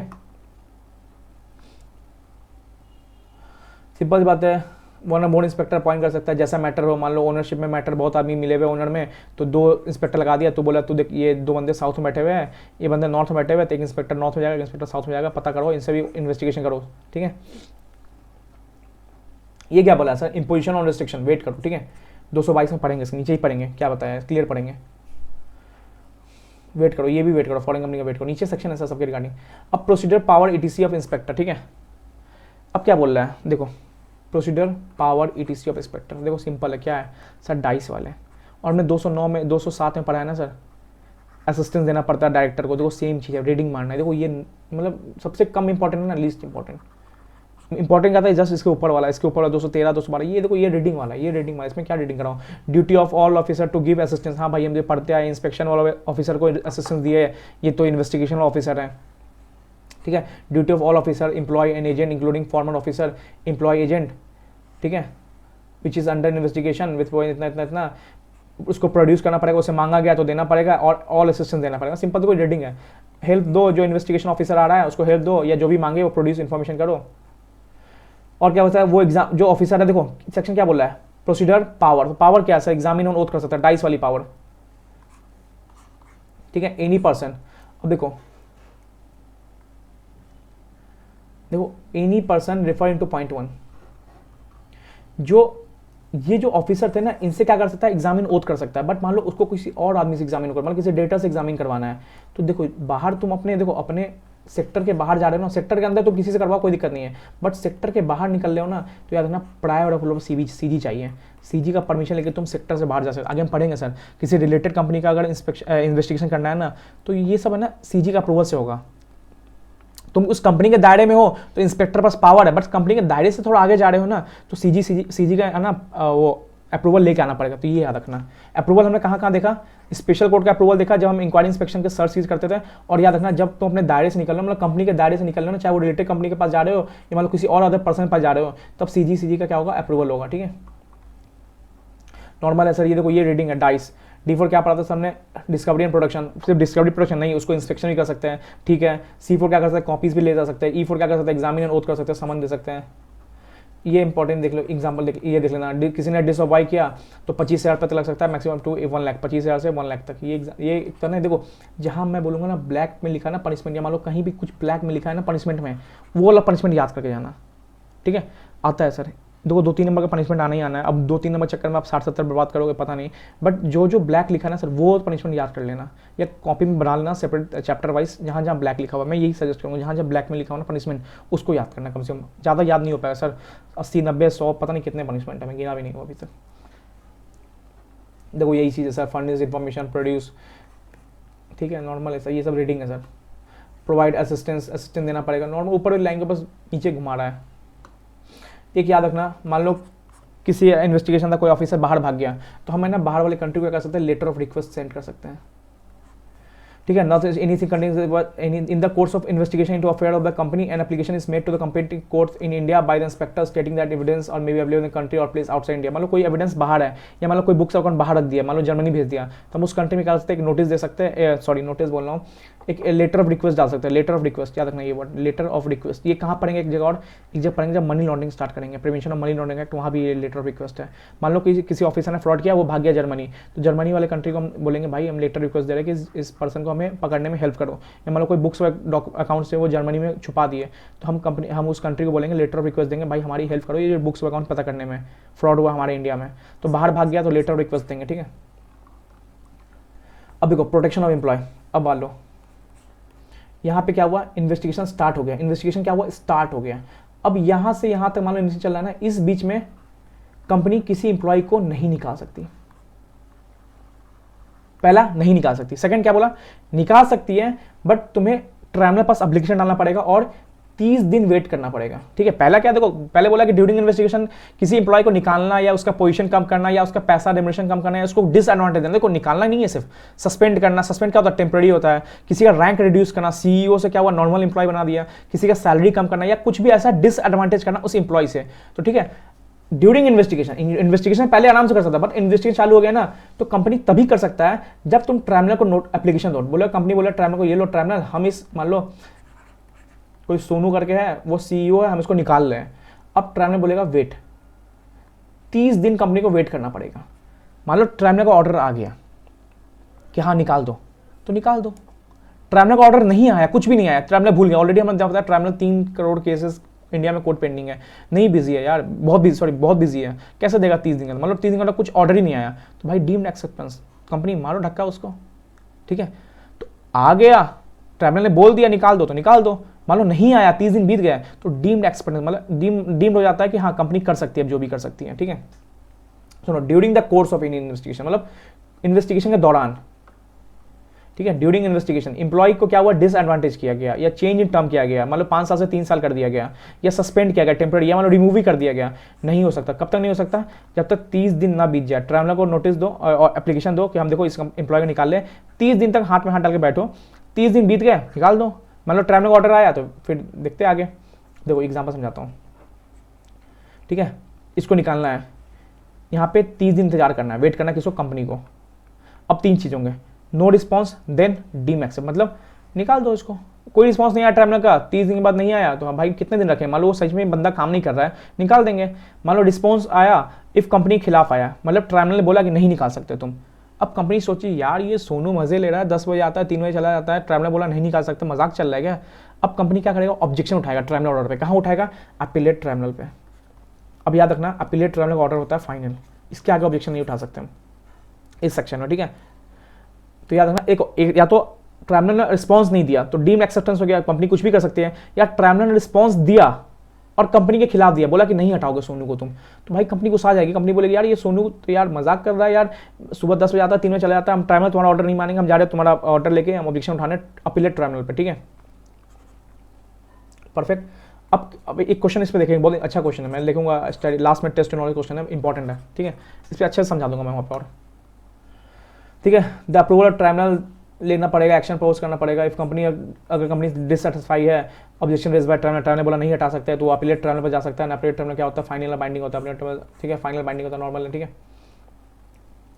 इसको मैं क्या बोलूँगा सर, इसको मैंने क्वेश्चन समझाऊंगा। एक क्वेश्चन है, बहुत अच्छा क्वेश्चन लगा मेरे को, क्वेश्चन नंबर 4 है टेस्ट नॉलेज का, उससे समझाऊंगा, ठीक है। देखो वही चीज़ सेम चीज़ है, इफ ट्रायल ऑब्जेक्शन नहीं रिसीव हुआ तो कंपनी कैन टर्मिनेट कर सकती है, ऑब्जेक्शन रिसीव हुआ तो ठीक है डिसीजन। अब देखो ये आता है decision of appellate tribunal shall be final, इसके बाद नहीं ले सकते हम ऑब्जेक्शन लेकर, ठीक है। पावर ऑफ इंस्पेक्टर, देखो यहाँ पे वर्ड क्या power of inspector, but section 219 क्या बोला sir, to conduct investigation into affairs of related company. Sir related company suppose यहाँ पे समझाता हूँ ना, ठीक है। 208 209 में क्या हुआ था, EOC फॉर MGT 7 फाइल हुआ था। हमें पता है कि सबसे पहले क्या होता है, कॉल फॉर इन्फॉर्मेशन होता है, किस बेसिस पे, जो डॉक्यूमेंट फाइल के उसको स्क्रूटनाइज करता है ROC, ठीक है। उसके बाद क्या होता है, इंक्वायरी होता है, उसके बाद इन्वेस्टिगेशन होता है। मान लो 208 209 का डॉक्यूमेंट क्या हुआ, अब खुला 221 में। अब 208 209 में ना कंपनी के क्या थे, होल्डिंग्स थी, मान लो A होल्डिंग था, कंपनी का B सब्सिडी था, ठीक है। 208 209 में 216 तक आते आते हैं ना, ये होल्डिंग क्या हुई, हट गई। 208 209 में होल्डिंग सब्सिडी था, बट 216 में क्या हुई, हट गई। अब इन्वेस्टिगेशन कब खुला, 221 में। ROC ने क्या बोला, भाई 2008 2009 के हम AOC 4 के बेसिस पे तुम्हारा इन्वेस्टिगेशन कर रहे हैं, हमें स्क्रूटनाइज करना है। अब क्या है ना, इन्वेस्टिगेशन ऑफिसर है ना, हर उस रिलेटेड कंपनी का इन्वेस्टिगेशन कर सकती है जो कि अभी है, any other body corporate which is or has at any limit time, मतलब या तो अभी वाली सारी रिलेटेड कंपनी का इन्वेस्टिगेशन करेगी और उस टाइम के सारे रिलेटेड कंपनी का इन्वेस्टिंग करेगी जो कंपनी के रिलेटेड पार्टी थे, मतलब होल्डिंग था कंपनी का, कोई सब्सिडी था, कोई ये था उस टाइम के। अगर वो कंपनी बोल देना कि हम 2016 में ना डिसएसोसिएट हो गए, भाई पता नहीं हमें, तुम 2008 में थे ना कंपनी से रिलेटेड, तो हम तुम्हारा भी इन्वेस्टिगेशन कर सकते हैं। सेकंड, इसमें ये बोल दिया, सेकंड क्या बोल दिया, ऐसा कोई भी कंपनी मान लो 2008 2009 में जो कंपनी का इन्वेस्टिगेशन हो रहा है और उसका MD है ना कोई और कंपनी रन कर रहा था, तो हम इस कंपनी का भी इन्वेस्टिगेशन कर सकते हैं जिसका MD, तो any other body corporate which is or has at any limited time has been manage by any person as MD or manager.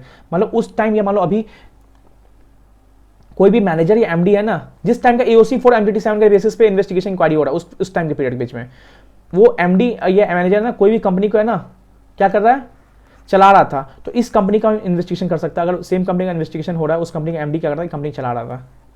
तीसरा क्या है, past employ, past manager, past MD का भी हम क्या कर सकते हैं, इन्वेस्टिगेशन कर सकते हैं। चौथा क्या है, किसी कंपनी में क्या है, किसी कंपनी में हमारा बोर्ड ऑफ डायरेक्टर था, मतलब जिस कंपनी का इन्वेस्टिगेशन हो रहा है ना उस कंपनी का क्या था, किसी और कंपनी में बोर्ड ऑफ डायरेक्टर बैठा होता, तो भाई उसमें हमारा नॉमिनी था ना, हम उस कंपनी का इन्वेस्टिगेशन कर सकते हैं, इंस्पेक्टर बोला।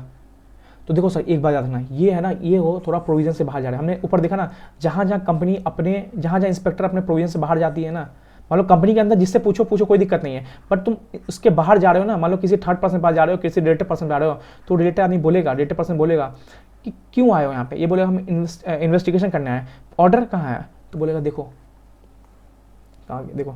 The inspector shall subject to prior approval CG, मतलब देखो जहाँ है ना इंस्पेक्टर को थोड़ा ज़्यादा कहते नहीं है पाँव फैलाना, ज़्यादा पाँव फैला रहा है ना कंपनी के दायरे से अंदर के आगे, देखो रिलेटेड कंपनी है दायरे से आगे जा रहा है, उस कंपनी में फ्रॉड नहीं हुआ था बट उसके रिलेटेड कंपनी से ही पूछ, देखो कंपनी में फ्रॉड तो हुआ था बट उसके रिलेटेड कंपनी से ही पूछने जा रहे हैं ना, तो जहाँ हम थोड़ा आगे बढ़ते हैं ना वहाँ हमें CG का अप्रूवल चाहिए होता है। ऊपर हम देखा भी था, किसी थर्ड पर्सन से पूछना एग्जामिन करना तो CG का अप्रूवल लेना पड़ेगा, यहाँ पे रिलेटेड पार्टी से पूछना है तो CG का अप्रूवल लेना पड़ेगा, तो CG अप्रूवल इस साइड मैंडेटरी है, शैल बोला है,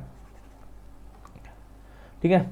अब देखो क्या बोला है, 219 में यही बोला था, 219 रिलेटेड कंपनी, याद रखना कौन कौन रिलेटेड कंपनी, तो जो भी उस टाइम में थी हमारी होल्डिंग सब्सिडी या सब्सिडी होल्डिंग जो भी थी, या मान लो जो भी MD के द्वारा मैनेज हो रही थी, या मान लो जो भी हम पुराने क्या थे MD 1B एम्प्लॉय थे, या मान लो जो भी कंपनी में बोर्ड ऑफ डायरेक्टर क्या थे, हमारे कंपनी के बोर्ड ऑफ डायरेक्टर के नॉमिनी थे, मतलब हमने क्या किया, इस कंपनी में 6 director as a nominee basis भेजा जिस कंपनी का फ्रॉड हो रहा है उस टाइम में, ठीक है। ये सारे पास्ट को भी बिलोंग करता है, प्रेजेंट को भी ले रहा है, ठीक है। लेकिन जिस टाइम के रिकॉर्ड्स खुले उसी टाइम के, मान लो AOC 4 खुला 2008 2009 का, अब मान लो 2007 में कोई सब्सिडी थी तो 7 वाली नहीं 8-9 वाली जिसमें तुम कंपनी में रिलेटेड थे उस टाइम वाली, ठीक है। अब देखो 220 क्या बोला, 220 बोला search seizure of documents by inspector. देखो सीजर कहाँ का पड़ा, 208 में पड़ा, 209 में पड़ा, 220 में पड़ा, अब 220 में पड़ा है search of document by inspector. अब इंस्पेक्टर ने सीज कर रहा है, 209 में भी सीज हो रहा था बट यहाँ पे कौन सा इंस्पेक्टर सीज कर रहा है, यहाँ पे इन्वेस्टिगेशन इंस्पेक्टर सीज कर रहा है। 209 में क्या पढ़ा था हमने सर, यहाँ देखो मैं क्लियर कर दिया यहाँ पे बना के, 209 में क्या था सर, इंक्वायरी इंस्पेक्शन वाला इंस्पेक्टर सीज करता था, ये क्या कर रहा है, इन्वेस्टिगेशन वाला इंस्पेक्टर सीज कर रहा है। वहाँ पे क्या था, वहाँ पे स्पेशल कोर्ट का परमिशन लेके आना पड़ता था, यहाँ पे नो स्पेशल कोर्ट परमिशन, क्योंकि तुम्हारा ऑलरेडी इन्वेस्टिगेशन हो चुका है, हमें पता है तुम फ्रॉड कर रहे हो। 209 में पता कि तुम्हारा इंक्वायरी इंस्पेक्शन हुआ था, फ्रॉड होना बाकी था, इन्वेस्टिगेशन होना बाकी था, 210 होना बाकी था, यहाँ पे 210 हो चुका है, पता है हमें तुम्हारा इन्वेस्टिगेशन हो रहा है, तुम फ्रॉड किया तभी तो इन्वेस्टिगेशन हो रहा है, मतलब माना जा रहा है अच्छा खासा एविडेंस आ चुका है कि हाँ तुम फ्रॉड में इन्वॉल्व हो गया लगता है, तो यहाँ पे कोई स्पेशल कोर्ट का एविडेंस नहीं चाहिए सीज करने के लिए, यहाँ पे स्पेशल कोर्ट एविडेंस चाहिए, क्वेश्चन बनते हैं यहाँ से। यहाँ पे क्या था सर, इंक्वायरी वाले बेसिस पे क्या होता था, सीज होता था। यहाँ पे क्या हो रहा है, ड्यूरिंग इन्वेस्टिगेशन सीज हो रहा है 220 में। यहाँ कितने दिन रख सकते थे बुक्स ऑफ डॉक्यूमेंट्स को, 180 रख सकते थे, और एक्स्ट्रा 180 रख सकते थे जब जस्टिफाइड रीजन होता था। यहाँ पे कब तक रख सकते हैं, till the date of investigation, जब तक हमारा इन्वेस्टिगेशन खत्म नहीं हुआ तब तक हम क्या कर सकते हैं, बुक्स ऑफ अकाउंट्स को सीज कर सकते हैं, ठीक है। क्योंकि उसको क्या किया जाता था, वहाँ भी क्या होता था कि कोई पर्सन उसको म्यूटिलेटेड, अल्टर, डिस्ट्रॉय कर रहा था तो कर सकते थे। टाइम पीरियड क्या है sir, period not later than conclusion of investigation. मान लो इन्वेस्टिगेशन हो गया तब तुम्हें वापस करना है। अब ये बोले इंस्पेक्टर बोले यार मेरे को मस्त लग रहा है इसका बुक्स अकाउंट, काम करते हैं 2 साल और रख लेते हैं। भाई तुम्हारा इन्वेस्टिगेशन खत्म हो गया ना, दे दो इसको। तुम्हें दिया ना इन्वेस्टिगेशन तक रखने के लिए, वहाँ तो 180 दिन था, तुम्हें तो पूरा इन्वेस्टिगेशन रखने तक दिया गया, ठीक है। ये कुछ नहीं है। अब देखो 221 freezing of assets. Freezing of assets क्या होता है, मान लो कंपनी में क्या चल रहा है, इन्वेस्टिगेशन चल रहा है। अब कंपनी में लग रहा है सबको कि यार कंपनी का एसेट नहीं फ्रीज किया ना तो इन्वेस्टिगेशन करके फायदा नहीं होगा। क्या करेगी कंपनी, क्या करेगी, सारे एसेट्स बेच डालेगी, जो जो पर्सन मिले हुए ना सारे एसेट्स बेच डालेगी। तो देखो याद रखना, फ्रीजिंग का है ना ऑर्डर कौन पास करता है, ट्राइब्यूनल। मोस्टली हर जगह यहाँ पे सीजी देखा है हमने, बट ट्राइब्यूनल क्या करेगा, फ्रीजिंग ऑर्डर पास करेगा। बस एक जगह और ट्राइब्यूनल देखा था, कहाँ, जब डिसगॉर्मेंट हुआ था, सीजी बोले ट्राइब्यूनल को तुम रिकवरी करो कोई भी प्रॉपर्टी, ठीक है। तो freezing of asset of company on inquiry and investigation basis central government can make application. देखो सीजी क्या करेगी, एनसीएलटी को एप्लीकेशन देगी, भाई इसका क्या करो, फ्रीज करो। तो देखो यहाँ पे बस जानना है किस किस केस में ना फ्रीजिंग एसेट हो सकता है। एसेट मतलब क्या हुआ, नॉर्मल बिल्डिंग क्या फ्रीज कर दिया। फ्रीज मतलब क्या हुआ, आप सेल, डिस्पोज, ट्रांसफर नहीं कर सकते उस प्रॉपर्टी को। कर दोगे तो भाई इन्वेस्टिगेशन हो जाएगा, पता चला 200 करोड़ का फ्रॉड निकला है, कहाँ से रिकवरी करोगे। इसलिए तो फ्रीजिंग ऑफ एसेट कब कब हो सकता है, ये इंपॉर्टेंट है। जब 1 लाख क्रेडिटर इन वैल्यू वाले अमाउंट वाले लोग ट्राइब्यूनल को क्या करें, एप्लीकेशन दे। 1 लाख वाले क्रेडिटर, याद रखना, लिखो यहाँ पे पता चल रहा हूँ। A creditor having 1 lakh amount outstanding against the company, ये भी क्या कर सकते हैं, फ्रीजिंग ऑफ एसेट के लिए ट्राइब्यूनल ऑर्डर दे सकता है। फिर ऑर्डर ऑफ ट्राइब्यूनल आ सकता है where it appears to tribunal, ठीक है। तो पहला क्या हुआ, पहला क्या हुआ क्रेडिटर वाले। सेकंड क्या हुआ, ऑपरेशन का एप्लीकेशन जा चुका है, ठीक है, on application made by such number of members. तो ये याद करना है, ऑपरेशन का एप्लीकेशन आ चुका है फ्रीजिंग ऑफ एसेट के लिए, ठीक है। क्या होता है कंपनी के साथ ऑपरेसिव आ गया, प्री जुडिशियल तो इंटरेस्ट पब्लिक कंपनी हो रहा है, पब्लिक हो रहा है, प्री जुडिशियल तो इंटरेस्ट, फ्रीज कर दो एसेट को, बाद में कुछ रिकवरी होगा निकालेंगे उससे। तो दो केस हो गए जहाँ पे फ्रीजिंग ऑफ एसेट हो सकता है। कब, जब क्रेडिटर 1 लाख वाले आउटस्टैंडिंग है वो फ्रीजिंग ऑफ एसेट के लिए जा सकते हैं, और जब मेंबर ने एप्लीकेशन कहाँ दे दिया, ऑपरेसिव के लिए, ऑपरेशन के लिए एप्लीकेशन दिया। 244 में ऑपरेशन के लिए एप्लीकेशन जाता है, किस बेसिस जाता है, 241 के बेसिस जाता है। 241 2 ग्राउंड है, जब likely to change in management of board of director हो रहा है, या मान लो ए में क्या था, prejudicial to the public interest हो रहा है, या फिर मेंबर का ऑपरेसिव हो रहा है, या कंपनी के हित में जा रहा है, तब जा सकते हैं। 241 में जाने का क्राइटेरिया, 240 में कितने लोग जाएंगे वो बताया। तो कंप्लेन कैसे गया, 244 वाले बेसिस पे। थर्ड क्या हुआ, ड्यूरिंग इन्वेस्टिगेशन, देखो थर्ड क्या हुआ, सेंट्रल गवर्नमेंट बोले कि भाई मेरे को ना लग रहा है इन्वेस्टिगेशन के दौरान कि कंपनी का ना एसेट फ्रीज होना चाहिए, ठीक है। चौथा बस घुसा दिया, क्या घुसा दिया कि एनी अदर पर्सन उसको लाइकली टू बिलीव हो कि यार कुछ प्री जुडिशियल होने वाला है, तो ये भी हो सकता है। तो ये 4 केसेस है जहाँ पे फ्रीजिंग ऑफ एसेट हो सकता है, मतलब मना कर दें, रिमूव करने से, ट्रांसफर करने से, डिस्पोज करने से, एसेट को क्या करें, मना कर दें। सर कितने टाइम हो सकता है, नॉट एक्सीडिंग 3 ईयर्स, ठीक है, ये याद रखना। मैक्सिमम 3 ईयर्स, मैक्सिमम 3 ईयर तक फ्रीज कर सकते हैं। बड़ी बात है सर एसेट फ्रीज करना किसी कंपनी के, तो मैक्सिमम 3 ईयर। मिनिमम भाई तुम 1 दिन भी करो, 2 दिन करो, 10 महीने करो, 20 महीने करो, 24 महीने करो, 35 महीने करो, महीने मतलब चलो 2 साल 3 महीने करो, बट 3 साल तक मैक्सिमम एसेट फ्रीज का ऑर्डर दे सकता है ट्राइब्यूनल, ठीक है, यही बोला है। और याद रखना जहाँ जहाँ फ्रॉड दिखे वहाँ 447 लगी जाएगा, ये पनिशमेंट नॉट सो इंपॉर्टेंट, ठीक है। अब क्या बोला, imposition of restriction upon securities. Securities हमने कहाँ पढ़ा सर, ऊपर देखा 216 में पढ़ा था, मैंने यही बोला रुक जाओ वहाँ पे क्या बोला 216 में कि हमें ट्रू ओनर पता करना है। भाई ट्रू ओनर कैसे पता करना है, who are financially interested in the company. Financial interested कौन थे, जो कंपनी के शेयर होल्ड किए हुए थे, जैसे मिस्टर साहिल और मिस्टर सूरज 50,000 शेयर होल्ड किए हुए थे। अब एक बात बताओ ना, उन दोनों को हल्ला हो गया कि कंपनी में ना इन्वेस्टिगेशन चालू हो गया, वो दोनों क्या किया, अपना शेयर्स बेचना चालू कर दिए। अब उन्होंने टुकड़ों में क्या किया, शेयर्स बेचना चालू कर दिया, 5 शेयर इसको, 50 शेयर इसको, 10,000 शेयर इसको। अब सोचो ना ओनरशिप पता करना कितना मुश्किल हो जाएगा इंस्पेक्टर के लिए।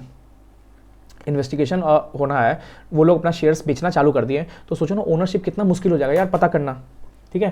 तो जब ओनरशिप मुश्किल हो जाएगा ना पता करना, तो यही बोल दिया सेक्शन 222 कि हम, ये देखो section 222 deal with imposition of restriction upon securities according, देखो मैंने क्या बोला, रिस्ट्रिक्शन लगा सकता है, ट्राइब्यूनल लगा सकता है। तो कब लगा सकता है, वेयर इट अपीयर्स। अगर रिस्ट्रिक्शन नहीं लगाया तो सब शेयर क्या करेंगे, बेच देंगे, सेल कर देंगे, ठीक है। तो सिंपल बात है, where it appears to the tribunal को लगे in connection with any investigation. 216 में क्या होता है, ओनरशिप इन्वेस्टिगेशन। ओनरशिप कौन होता है, जो शेयर्स होल्ड करते हैं, ठीक है। On A complaint made by, कोई पर्सन बोल दे कि सर एक काम हो जल्दी सब शेयर रिस्ट्रिक्शन लगाओ, अदरवाइज वो है ना साहिल सूरज क्या करेंगे, 50 शेयर बेच देंगे, आप ढूंढते रह जाओगे उनको, असली फ्रॉड तो इन्होंने कर रखा था, आप तो फिर नए ओनरशिप ढूंढते रह जाओगे। तो क्या कर सकते हैं, ट्राइब्यूनल क्या कर सकता है, रिस्ट्रिक्ट कर सकता है। अब यहाँ भी टाइम पीरियड कितने साल तक, सर 3 साल तक, 3 साल तक ऊपर भी है, freezing of asset, restriction of securities भी 3 साल है, ठीक है। अब इंस्पेक्टर रिपोर्ट, इंस्पेक्टर रिपोर्ट क्या होता है, फाइनली इन्वेस्टिगेशन हो चुका है, इन्वेस्टिगेशन वाला रिपोर्ट, ठीक है। सबमिशन ऑफ इंटरव्यू रिपोर्ट, देखो हमने पढ़ा इंटरव्यू रिपोर्ट कब होता है, जब तो इंटरव्यू रिपोर्ट सबमिट करना मैंडेटरी नहीं है, but and if so directed by central government then shall submit interview. अगर सीजी ने बोल दिया ना कि इंटरव्यू रिपोर्ट देना है, तब तुम्हें इंटरव्यू रिपोर्ट देना पड़ेगा इंस्पेक्टर, बट नहीं बोला तो कोई बात नहीं, तुम फाइनल रिपोर्ट देकर खत्म करो अपनी कहानी। रिपोर्ट क्या होना चाहिए सर, कॉल पे नहीं होना चाहिए, कॉल करके बोलते हैं सीजी 400 करोड़ का फ्रॉड हुआ है भाई, मैंने तो आग लगा दी है, नहीं भाई सीजी बोलेगा ऐसा नहीं चलेगा भाई, रिटर्न में दो, रिटर्न में या प्रिंट फॉर्म में दो, ठीक है। और प्रिंटेड ही मत दो, प्रिंटेड प्रिंटेड तो दो ही दो, उसमें क्या होना चाहिए, कंपनी का सील होना चाहिए। सील मतलब क्या हुआ, कंपनी ने मोहर लगा रखा हो, या देखो ऑथेंटिकेट होना चाहिए, जो लेटर जाना रिपोर्ट जाना इंस्पेक्टर का वो ऑथेंटिकेट होना चाहिए आइदर, मतलब कोई भी by the seal of company, या कंपनी ने सील किया अपना मोहर लगाया है, मान लो कि जगदीश लिमिटेड का ऊपर लग गया मोहर लग गया इस पर, या तो क्या करो मोहर नहीं लग पा, मान लो मोहर नहीं मिल रहा है, मान लो ना सील गायब हो गया कंपनी का, अब इंस्पेक्टर रिपोर्ट जल्दी सबमिट करना है, तो वो चाहे तो किसी पब्लिक ऑफिसर से, जो पब्लिक ऑफिसर कहाँ डिफाइन है, एविडेंस एक्ट 1872 में, उससे भी क्या कर सकता है, ऑथेंटिकेट कर सकता है। तो ये एग्जाम में सर क्वेश्चन बन सकता है मेरे अंदाज से, क्या रिपोर्ट ऑथेंटिकेट होना चाहिए, हाँ ऑथेंटिकेट होना चाहिए either by seal of the company, company का मोहर लगाओ, या नहीं मिल पा रहा मोहर नहीं बन पाया कंपनी का, तो किसी पब्लिक ऑफिसर से भी क्या करो, सर्टिफाई कर लो, पब्लिक ऑफिसर डिफरेंस क्या दिया हुआ, एविडेंस एक्ट में दिया हुआ 1872, ठीक है। एक्शन टू बी टेकन, अब सोचो ना रिपोर्ट आया तो क्या क्या एक्शन होगा, ये नॉर्मल रीडिंग, ये भी रीडिंग सर, ये रीडिंग सर, रीडिंग मतलब एक्शन क्या क्या होंगे भाई, रिकवरी करेंगे, डिसगवर्नमेंट करेंगे, ऊपर देखा सर हाथ पे हाथ थोड़ी बैठे रहेंगे, मेन तो हमारा रिकवरी करना ही प्रोसीडिंग सब कुछ है, ठीक है। या ज़्यादा फ्रॉडिंग लग रहा है तो वाइंडिंग ऑफ ऑर्डर भी दे सकते हैं, देखो ठीक है, नॉर्मल है, ये तो रीडिंग है सर। वाइंडिंग देखो ज़्यादा फ्रॉड लग रहा है, इंस्पेक्टर रिपोर्ट आया, लग रहा है फ्रॉड ज़्यादा है, कंपनी को पहले बंद, तो पहली फुर्सत में बंद करो कंपनी को, ठीक है। और क्या कर सकते हैं, रिकवरी ऑफ डैमेज कर सकते हैं, और क्या रिकवरी ऑफ प्रॉपर्टी, मान लो कोई प्रॉपर्टी क्या क्या कंपनी ने इन्वेस्टिगेशन करने से पहले बेच डाला, फ्रॉडलेंट प्रेफरेंस दे दिया कंपनी, किसी और को दे दिया, रिलेटेड पार्टी को बेच डाला, तो हम भाई उसको रिकवरी भी कर सकते हैं, ठीक है। मिस अप्लाई या रॉन्गफुली रिटेन किया तो उसको प्रॉपर्टी या रिकवरी ऑफ डैमेज कर सकते हैं, जो भी पर्सन ने क्या किया डैमेज किया तो उसको, देखो ये नॉर्मल है, रीडिंग है सर, देखो पता है हमें सारा खर्च पहले, देखो ये सब रीडिंग है सर। 10 दिन में फाइल एप्लीकेशन, देखो ये रीडिंग, देखो डिसगवर्नमेंट क्या बोला मैंने, देखो ये याद रखना बस, डिसगवर्नमेंट मतलब रिकवरी करना, सीजी डायरेक्ट रिकवरी नहीं करेगी, सीजी क्या बोलेगी, ट्राइब्यूनल बोलेगी, ट्राइब्यूनल तू रिकवरी कर, ट्राइब्यूनल रिकवरी कर, बस ये इंपॉर्टेंट याद रखना। सेंट्रल गवर्नमेंट में file an application before the tribunal, central government file करेगी, किसको फाइल करेगी, ट्राइब्यूनल को, ट्राइब्यूनल क्या करो, एप्रोप्रिएट ऑर्डर लो, तुम डिसगवर्नमेंट ऑफ एसेट करो, प्रॉपर्टी करो, ठीक है, परफेक्ट। अब बोला एक्सपेंसेस ऑफ इन्वेस्टिगेशन, मान लो इंस्पेक्टर अपॉइंट हुआ, एसएफआई अपॉइंट हुआ, इतने बड़ी खर्चे हुए भाई, एसएफआई मतलब अच्छा खासा हेड डायरेक्टर एक्सपर्ट्स आया, मान लो टोटल सारा खर्चा इन्वेस्टिगेशन का हो गया मान लो 90 करोड़ रुपीज़, अच्छे खासा एसएफआई हुआ है, 2 साल तक इन्वेस्टिगेशन चला, आने जाने का खर्च, ये खर्च वो खर्च, 90 करोड़ का एक्सपेंस हुआ, तो एग्जामिनेशन आ सकता है सर, ये एक्सपेंस कौन बेयर करेगा, तो सर याद रखना सबसे पहले सीजी बेयर करेगा, सीजी बोलेगा ये लो भाई पैसे उड़ाएंगे, सीजी दिल खोल के पैसे उड़ाएगी, देखो रिम्बर्स, उसके बाद सीजी क्या करेगी, रिम्बर्स करेगी, जैसे हम आर्टिकलशिप में ना ट्रैवलिंग करके ना बाद में रिम्बर्समेंट लेते हैं ना, पहले सीजी क्या करेगी, खुद खर्च करेगी, हम आर्टिकलशिप में हम आर्टिकल पहले खुद खर्च करते हैं, बाद में क्या मांगते हैं, रिम्बर्समेंट मांगते हैं, वही है, सीजी पहले खुद खर्च करेगी, बाद में क्या करेगी, रिम्बर्स करेगी। रिम्बर्स किससे लेगी, जिसके खिलाफ क्या हुआ, प्रोसिक्यूशन इंस्टीट्यूट हुआ, मतलब इन्वेस्टिगेशन टर्न, मतलब पता चल गया ये सीईओ मिला हुआ था, ये सीएफओ मिला हुआ था, उनसे क्या करेगी, देखो ओनली एक्सपेंसेस के बात कर रहा है, देखो फ्रॉड का अमाउंट मान लो 500 करोड़, वो नहीं बोल रहा है, ये जो एक्सपेंस लगा ना, एक्सपेंस ये 90 करोड़ का एक्सपेंस लगा ना, पहले इसका रिकवरी करेंगे, फ्रॉड का तो बाद में देखेंगे। तो किन किन से कर सकता है, जिसके खिलाफ प्रोसिक्यूशन स्टार्ट हो गया, मान लो कोई भी सीईओ सीएफओ था, या मान लो जिसको बोला गया कि भाई तू डैमेज पे करेगा, देखो तूने ऑडिटर तूने गलत रिपोर्ट दिया, तू डैमेज पे करेगा, ठीक है। या मान लो कोई भी प्रॉपर्टी है, प्रॉपर्टी से क्या कर सकता है, बेच के रिकवरी कर सकता है, किसका रिकवरी, रिम्बर्समेंट कर सकता है, किसका रिम्बर्समेंट, जो ऊपर सीजी ने खर्च किया, जो सारे प्रोसीडिंग हुआ उसका रिम्बर्समेंट, ठीक है। रिम्बर्समेंट कितना लेना है, किससे लेना है, वो कौन डिसाइड करेगा, कोर्ट मतलब ट्राइब्यूनल, ठीक है। अब देखो सर ये क्या बोला, देखो एक चीज और देखो, यहां पे ये बोल दिया मतलब एक्सपेंस वो वाले छोड़ के जो सिक्योरिटी मनी था, सिक्योरिटी मनी तो भाई वापस हो जाता है, ये तो अगर इन्वेस्टिगेशन टर्न टू प्रोसिक्यूशन तब सिक्योरिटी मनी वापस हो जाता है। और किससे किससे लेगा, salary reimburse by following person, कौन कौन थे, ये लोग पर्सन, जिसके खिलाफ सीईओ के खिलाफ क्या हुआ, प्रोसिक्यूशन चालू हो गया। मान लो किसी को बोल दिया कि भाई तू ऑडिटर, तूने गलत रिपोर्ट दिया था, तू डैमेज पे करेगा। मान लो किसी बोला गया कि मान लो कि प्रॉपर्टी को क्या किया, डिस्टोर किया गया और इसको 60 करोड़ मिला के एसएफआईओ को टीम को पे कर दिया गया, तो प्रॉपर्टी से डिस्टोर करेगा, एक्सपेंसेस रिम्बर्स कर सकते हैं। कौन डिसाइड करेगा सारा रिम्बर्स का अमाउंट, ट्राइब्यूनल डिसाइड करेगा, ठीक है। बट अगर मान लो कोई प्रोसिक्यूशन इंस्टीट्यूट नहीं हुआ, अनलेस देखो जब इन्वेस्टिगेशन टर्न्स इनटू प्रोसिक्यूशन, तब जो दोषी है उनसे तो पैसा ले रहे हैं। मान लो कि दोषी नहीं हुआ, कंपनी एकदम साफ है, गलत फाइल हुआ था, एप्लीकेंट ने गलत फाइल किया, तो बोलेगा 25 साल लेके ही साथ बैठेगा? नहीं, एसएफआईओ खर्चा लग गया ना सर, एसएफआईओ खर्चा लग गया ना, मान लो 25 करोड़ पर लग गया ना, अब ये किससे लेगा? कंपनी में तो प्रोसिक्यूशन हुआ ही नहीं। देखो क्या बोला, उसका पैसा किससे लेगा? एनी कंपनी और बॉडी कॉर्पोरेट या मैनेजिंग डायरेक्टर और manager deal with report of inspector. देखो क्या बोल रहा है, सिंपल ये बोला है कि कंपनी हमने तुम्हारा पूजा पाठ करवाया, मतलब तुम्हारा इन्वेस्टिगेशन करवाया, अब पता चला कि तुम्हारा प्रोसिक्यूशन नहीं हुआ, भाई तुम कंपनी बहुत अच्छी हो यार, तुम तो गजब कंपनी हो यार, मस्त हो, मतलब कुछ दिक्कत ही नहीं था कंपनी में। कंपनी बोलेगी हाँ, तो बोलेगा भाई 20 करोड़ रुपये लग गया एसएफआईओ के, पैसा दे दो। कंपनी बोलेगी क्यों, हमारा प्रोसिक्यूशन नहीं हुआ, जिसने गलत फाइल किया उससे मांगो। बोला ठीक है, वो तो ठीक है, तुम्हारा कहना ठीक है, बट हमने तुम्हारा एक तरह से क्या हुआ, तुम्हारा एक तरह से ऑडिट कर देना पूरा।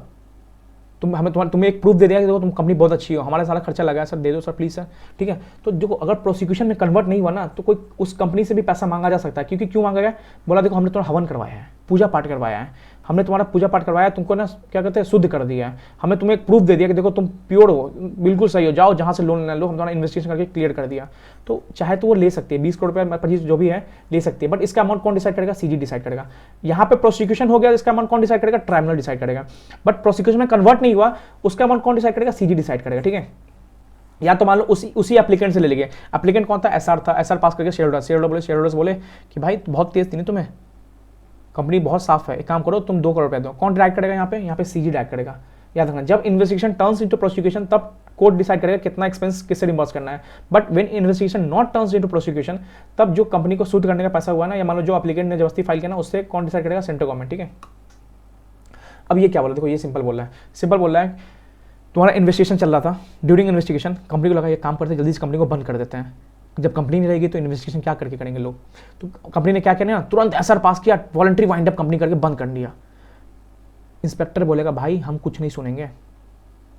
क्या नहीं सुनेंगे? सुनो, provides that an investigation under this chapter may be initiated, start हो चुका है, and no such investigation shall be stop, नहीं रुक सकता, या सस्पेंड, टेम्पररी भी सस्पेंड नहीं कर सकते, by reason only of fact, मतलब ये रीजन हो गया ना, इस बेसिस पे हम नहीं रुक सकते इन्वेस्टिगेशन। मतलब अगर तुमने ऑपरेशन के रिगार्डिंग, रिलीफ के रिगार्डिंग मांग देना ऑपरेशन के खिलाफ, मतलब तुम्हारे खिलाफ ऑपरेशन हुआ, मेंबर गया ट्राइब्यूनल हमारे खिलाफ ऑपरेशन हुआ है, प्लीज कुछ एक्शन लो, तो ट्राइब्यूनल बोला ठीक है एक्शन लेते हैं। ट्राइब्यूनल बोला कि ठीक है एक्शन लेते हैं।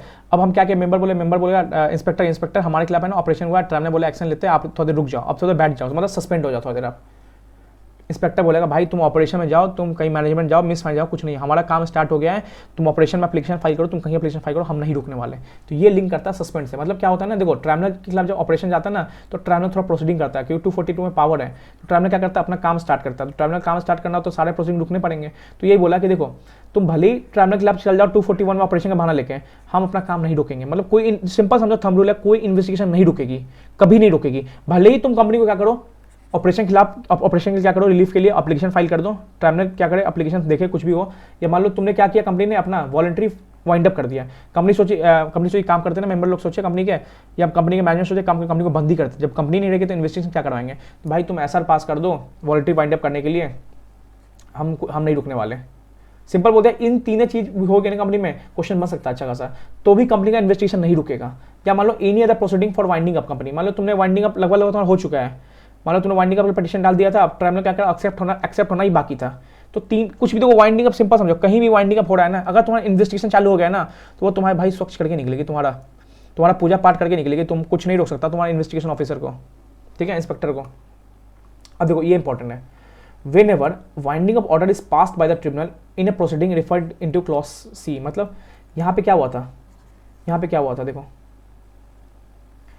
any other proceeding for winding up, मतलब कोई प्रोसीडिंग बाकी थी, पेंडिंग थी ट्राइब्यूनल के लिए, मतलब ट्राइब्यूनल के पास जाने वाला था, ट्राइब्यूनल पास अपना ऑर्डर देना ही वाला था वाइंडिंग अप का, तो भी क्या होगा इंस्पेक्टर ऑफिसर नहीं रोकेगा अपना इन्वेस्टिगेशन।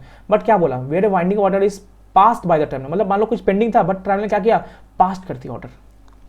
अब ट्राइब्यूनल ने बोल दिया यार वाइंडिंग अप करो, तब बोलेगा इंस्पेक्टर बोलेगा रुको कंपनी, हमको इंस्पेक्टर ट्राइब्यूनल से बात करने दो। अब ट्राइब्यूनल क्या आ जाएगा, the inspector shall inform the tribunal, ये देखो इंस्पेक्टर या ट्राइब्यूनल को बोलेगा ट्राइब्यूनल तुमने वाइंडिंग का ऑर्डर दे दिया। ट्राइब्यूनल बोलेगा हाँ दे दिया। तो पता हम कौन है? बोले ट्राइब्यूनल नहीं पता, हम इंस्पेक्टर है, हम इसका इन्वेस्टिगेशन कर रहे थे।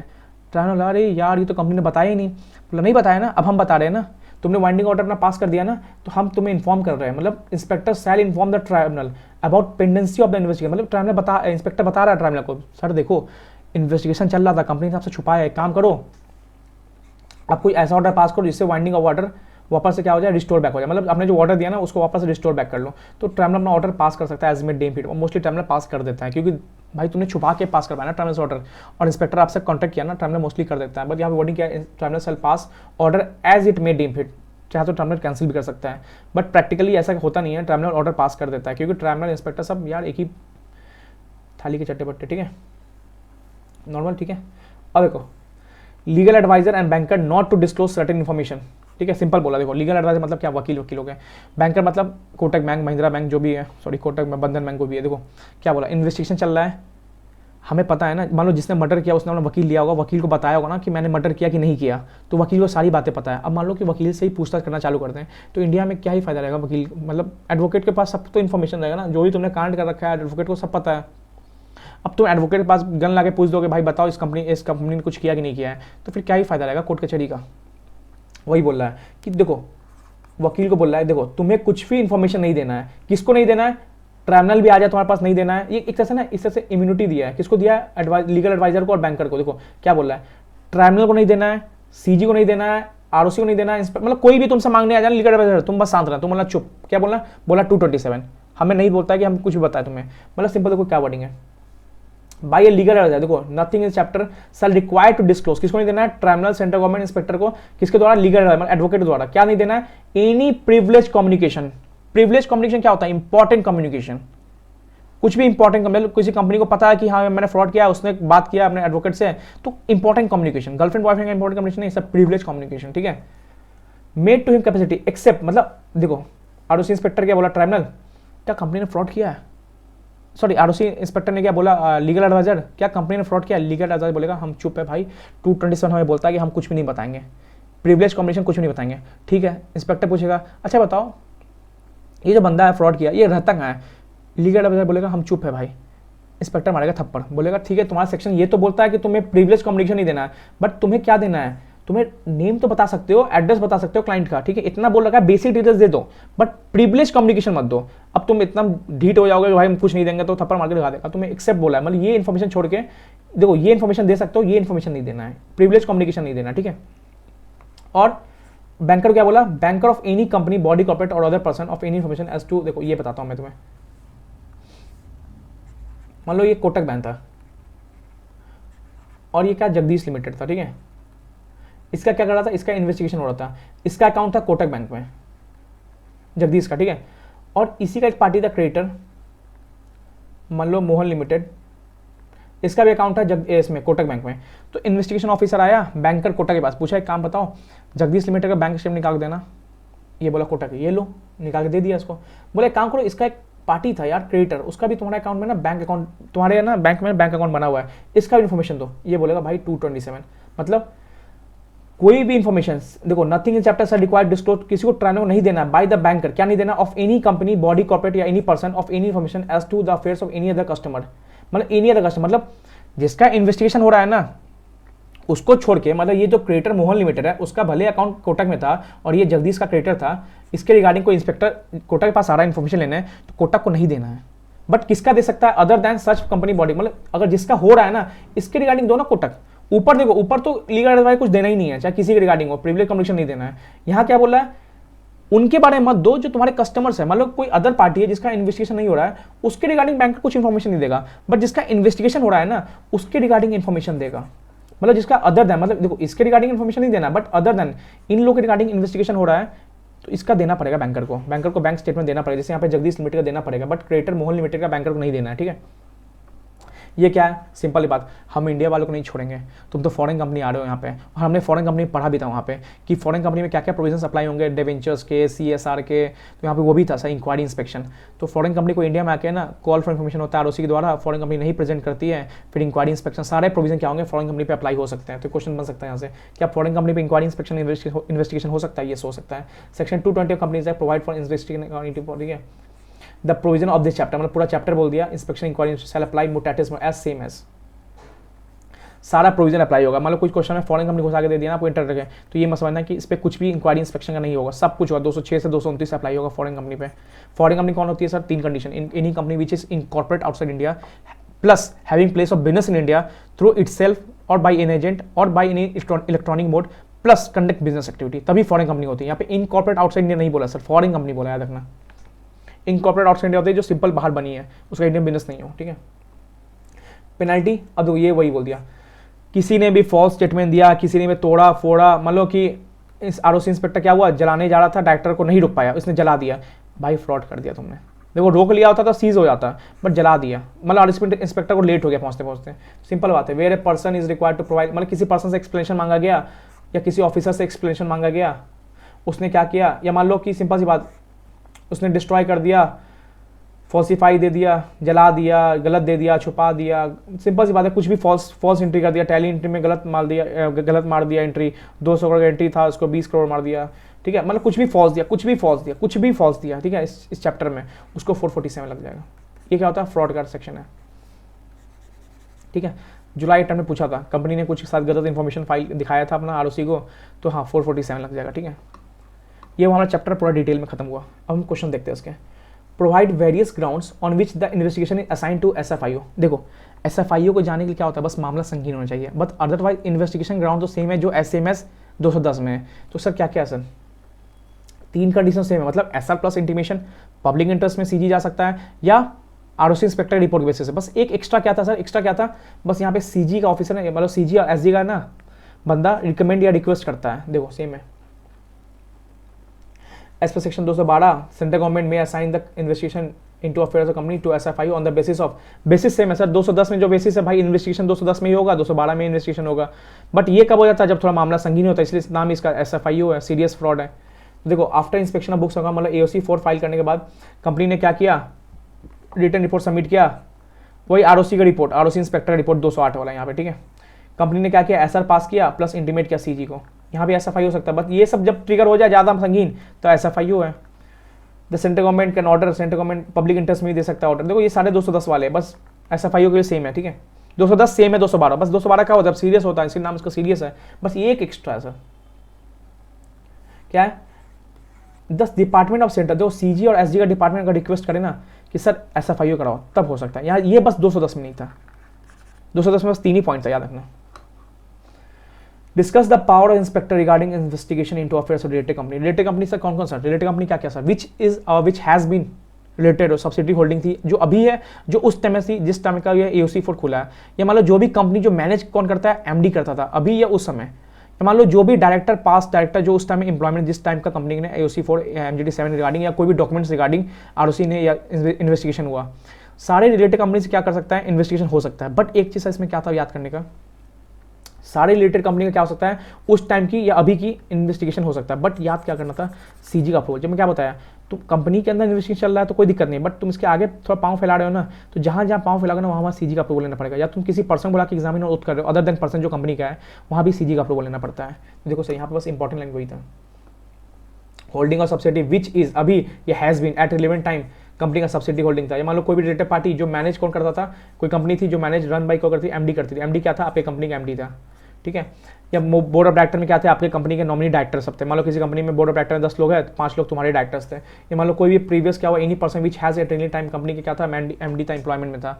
सारे से क्या हो सकता है, हम इन्वेस्टिगेशन कर सकते हैं, बट याद रखना the result of investigation affairs company which is appointed, देखो सिंपल समझो, ये देखो कर सकते हैं, बट कब, with the prior approval CG। CG का अप्रूवल मैंडेटरी है सर। जहाँ जब तुम एक्स्ट्रा जा रहे हो ना, मतलब रिलेटेड कंपनी से एक्स्ट्रा जा रहे हो ना, कंपनी हुआ इन्वेस्टिगेशन अभय लिमिटेड का, तुम उसके रिलेटेड कंपनी जा रहे हो सुबह लिमिटेड, तो सुबह के पास जा रहे हो ना, तो CG का अप्रूवल लेके जाना। अब थर्ड क्या है sir, a group of share holder make a complaint to ROC इतना इतना इतना, the complaint request the registrar to take immediate step to seize the record. देखो रजिस्ट्रार को बोला, रजिस्ट्रार वाला याद रखना, रजिस्ट्रार वाला इंस्पेक्टर 209 वाला ही में होता है, 209 तक ही होता है, इसीलिए यहाँ पर रजिस्ट्रार बोला। अगर यहाँ नॉर्मल इंस्पेक्टर बोलता ना या सीजी इंस्पेक्टर बोलता ना तो समझ जाना इन्वेस्टिगेशन वाला इंक्वायरी का सीज का बात कर रहा है। और जब इन्वेस्टिगेशन वाला सीज होता है ना तो वहाँ पे स्पेशल कोर्ट का परमिशन लेना पड़ता है, बट यहाँ पे किसको बोला है, रजिस्ट्रार को, तो रजिस्ट्रार 209 तक ही लिमिट होता है, मतलब ये 209 वाला सीज की बात कर रहा है। तो यहाँ पे क्या बोला, कंप्लेंट रिसीव हुई 11 बजे, रजिस्ट्रार ने क्या किया, देखो बिकॉज उसने क्या किया, ऑर्डर नहीं लिया स्पेशल कोर्ट का, हमने पढ़ा है सर 209 वाला में है ना स्पेशल कोर्ट का परमिशन मैंडेटरी लेके आना पड़ता है। देखो यही चीज़ है, देखो क्या बोल रहा है, according to provision seize only after operating of the order of special court, बस यही चीज़ है, बस सिंपल ये बोल दिया बुक्स ऑफ अकाउंट सीज कर सकते हैं, प्लेस को ऐसे जा सकते हैं, केप्ट फॉल्सिफाइड किया। देखो सिंपल नॉर्मल लिखना है, कोई भी कंपनी का एम्प्लॉय ना CS के CA के पेपर्स को जला रहा है, KMP के पेपर जला रहा है, कंपनी पेपर जला रहा है, डिस्ट्रॉय कर रहा है, म्यूटिलेट कर रहा है, ठीक है, तो वहाँ पे क्या कर सकते हैं हम, स्पेशल कोर्ट का परमिशन लेकर उसको सीज कर सकते हैं। बट 209 में अगर उसके बाद वाला दो इन्वेस्टिगेशन वाला सीज होता तो यहाँ पे स्पेशल कोर्ट परमिशन नहीं होता। सर ये पता कैसे चलेगा, सर ये पता ऐसे चलेगा, यहाँ रजिस्ट्रार लिख दिया था, रजिस्ट्रार नहीं लिखता, नॉर्मल CG इंस्पेक्टर लिखता तो फिर स्पेशल कोर्ट का परमिशन नहीं चाहिए होता। तो एग्जाम में इंपॉर्टेंट है सर आज का सबसे इंपॉर्टेंट क्वेश्चन ये था एम्प्लॉय डिसएडवांटेज वाला। देखो क्या बोल रहा है, mister Atul is an employ of the company ABC limited and investigation is going on, मतलब ऑलरेडी इन्वेस्टिगेशन चल रहा है। हमने पढ़ा है जब इन्वेस्टिगेशन चल रहा होता है ना, किसी एम्प्लॉय का पोजीशन को हटाना पड़ता है, डिसएडवांटेज करना पड़ता है, तो हमें ट्राइब्यूनल से एप्लीकेशन देना पड़ता है और 30 दिन वेट करना पड़ता है, ठीक है। The company wants to terminate the employ on the ground of investigation is going against him, ठीक है, टर्मिनेट करना चाहता है, कर सकता है, बट कब, they file to application to tribunal for approval of termination, company has not receive any reply. देखो कंपनी को क्या किया, इस यहाँ पे किसी एम्प्लॉय को निकालना था, कंपनी ने 30 दिन वेट किया, ट्राइब्यूनल को एप्लीकेशन दे दिया, अब ट्राइब्यूनल रिगार्डिंग क्या हुआ, एप्लीकेशन का रिप्लाई नहीं आया, तो सर डीम्ड हो जाता है। मतलब डीम्ड क्या होता है, अब डीम्ड एक्सेप्टेंस हो जाता है, मतलब कंपनी चाहे तो निकाल सकती है इस एम्प्लॉय को, ठीक है। अब देखो क्या बोल रहा है, the company considered it as deem approval and terminate mister Atul, हाँ कर सकता है क्योंकि रिप्लाई नहीं आया ना कंपनी ट्राइब्यूनल का, तो is the condition company is valid in law, yes. देखो क्या पहले प्रोविजन, देखो सबसे पहले प्रोविजन पूरा लिख के आना कि the provision state the company are required to take prior approval of किसका, tribunal before taking against employ if the independency in proceeding, the company are required approval in the following sums, कब जब किसी का discharge कर, suspense कर रहा है या पनिशमेंट कर रहा है, रिमूव कर रहा है, रिडक्शन रैंक कर रहा है, CEO से नॉर्मल बना दिया, या मान लो कुछ भी ऐसा करा है जो उसके डिसएडवांटेज, मतलब 60 लाख से पैकेज 40 लाख कर दिया, ठीक है, तो ट्राइब्यूनल आर नोटिफाई। देखो अब क्या बोलेगा, in case the company does not receive the approval of tribunal within 30 days, it may proceed to take the action against proposed against the employee, कर सकता है, 30 दिन का नहीं कुछ आया ना, तो देखो ए में यही बोला, yes termination of Abdul Meva company is totally valid in law and company can do by considering deemed approval हो जाता है ट्राइब्यूनल का, 30 दिन के अंदर नहीं आया तो। what is remedy available to Mr. Atul, sir mister Atul के पास रेमेडी क्या है, ये इंपॉर्टेंट क्वेश्चन था। मतलब सर देखो यहाँ समझाता हूँ, नहीं ये देखो ये ट्राइब्यूनल था, ये कंपनी था, कंपनी को मिस्टर अतुल को निकालना था, इसने क्या किया, ट्राइब्यूनल पास एप्लीकेशन डाला 30 दिन का, परफेक्ट, क्या डाला 30 दिन का एप्लीकेशन डाला। अब ट्राइब्यूनल ने क्या किया सर, 30 दिन बीत गए, ट्राइब्यूनल ने कुछ रिप्लाई नहीं दिया, कुछ नहीं रिप्लाई दिया, तो भाई ट्राइब्यूनल ने ऑब्जेक्शन उठाया ही नहीं, मतलब क्या हुआ, एक तरह से ट्राइब्यूनल का कुछ रिप्लाई ही नहीं आया, ट्राइब्यूनल चुप हो गया, बोल ही नहीं पाया, तो कंपनी के रिगार्डिंग अतुल अब क्या करेगा, भाई बैग टांगेगा, निकल जाएगा, क्योंकि किसके खिलाफ ऑब्जेक्शन उठाएगा, ट्राइब्यूनल ने कुछ बोला ही नहीं है। मान लो यहाँ पे ट्राइब्यूनल बोलता कि हाँ अतुल को निकाल दो, तब ना अतुल जाता है ट्राइब्यूनल के ऑर्डर के खिलाफ, बट यहाँ ट्राइब्यूनल कुछ बोला ही नहीं ना, 30 दिन बीत गए, तो अब क्या करेगा, अतुल बोलेगा यार हम तो कंपनी के साथ जुड़े हुए थे, अब ट्राइब्यूनल कुछ ऑर्डर नहीं है, हम किसके खिलाफ ऑब्जेक्शन उठाए, कंपनी तो ऑलरेडी में निकालना चाहिए, ये बैग उठा के निकल जाएगा। तो रेमेडी अवेलेबल क्या अतुल को, कुछ रेमेडी नहीं है अतुल के पास, क्योंकि ट्राइब्यूनल ने ऑब्जेक्शन ही नहीं उठाया ना, क्योंकि यहाँ पे 30 दिन बीत गए, ट्राइब्यूनल कुछ बोल ही नहीं पाया, तो अतुल क्या लेके जाएगा अपील करने, अपीलेट ट्राइब्यूनल, हमने पढ़ा यहाँ पे अपीलेट ट्राइब्यूनल पास जा सकते हैं, क्या बोलेगा कि ट्राइब्यूनल कुछ नहीं बोला, भाई जब ऑब्जेक्शन करते हैं तभी हम अपीलेट ट्राइब्यूनल पर लेके जा सकते हैं, ठीक है। देखो बी में क्या बोला है, in this scenario mister Atul has not any remedy available as the provision of this law appeal to appellate tribunal, हाँ हम अपीलेट ट्राइब्यूनल पर जा सकते हैं, कब, जब हमें 80 का ऑर्डर, सॉरी जब हमें ट्राइब्यूनल का ऑर्डर पसंद ना आए, भाई यहाँ पे तो ट्राइब्यूनल ने ऑर्डर ही नहीं दिया ना, ठीक है, जब हम डिससेटिस्फाई होते हैं, but hence in this case tribunal ने रिप्लाई नहीं किया, ट्राइब्यूनल चुप ही रहा, जब चुप रहा तो एम्प्लॉय किस बेसिस पे लेके जाएगा कि ट्राइब्यूनल ने ऑर्डर दिया कि हमें निकाल दो, भाई ऑर्डर ही नहीं आया कुछ, ठीक है, तो can not refer appeal to appellate, नहीं जा सकते अतुल कुछ नहीं जाता, बैग टांग के जा सकता है, बस घर जा सकता है अपने। चौथा क्या है, what is remedy available to mister Atul if reply of tribunal has been received within 30 days. अब देखो अब क्या हुआ, ट्राइब्यूनल ने रिप्लाई दिया, ट्राइब्यूनल ने रिप्लाई क्या दिया, हाँ निकालो अतुल को। अब अतुल जा सकता है अपीलेट ट्राइब्यूनल पास। अतुल क्या बोलेगा अपीलेट ट्राइब्यूनल को, ट्राइब्यूनल अपीलेट ट्राइब्यूनल ने हमें बोला कि ऑब्जेक्शन किया, ट्राइब्यूनल ने हमें लग रहा है कि हम तो ठीक काम कर रहे हैं यार, हमें जोर जबरदस्ती निकाला यार कंपनी से, तब अपीलेट ट्राइब्यूनल सुनेगा कब, जब ऑब्जेक्शन रेज करेगा ट्राइब्यूनल। बट ऊपर केस में क्या हुआ, तो डीम्ड अप्रूवल हो गया था ना, ऑब्जेक्शन ही नहीं रेज हुआ, तो ऑब्जेक्शन नहीं रेज हुआ तो किसके क्या बेसिस लेके जाएगा अतुल, ठीक है। अब जा सकता है, क्या क्यों जा सकता है, अब क्या हुआ, ट्राइब्यूनल ने क्या किया, रिप्लाई दिया अपना, ऊपर तो रिप्लाई ही नहीं आया था, तो किस बेसिस पे लेके जाता, ठीक है। In this case mister Atul can refer appeal to appellate tribunal within 30 days, ठीक है। ये फीस मत याद रखना, ज़्यादा याद रहेगा, 1000 रुपये याद रखना, याद हो, ठीक है। बट अब क्या सकते हैं हम, 80 पास जा सकते हैं। अब 80 पास से कहीं नहीं आ सकता, ये फाइनल देता है ऑर्डर जो आया, ठीक है।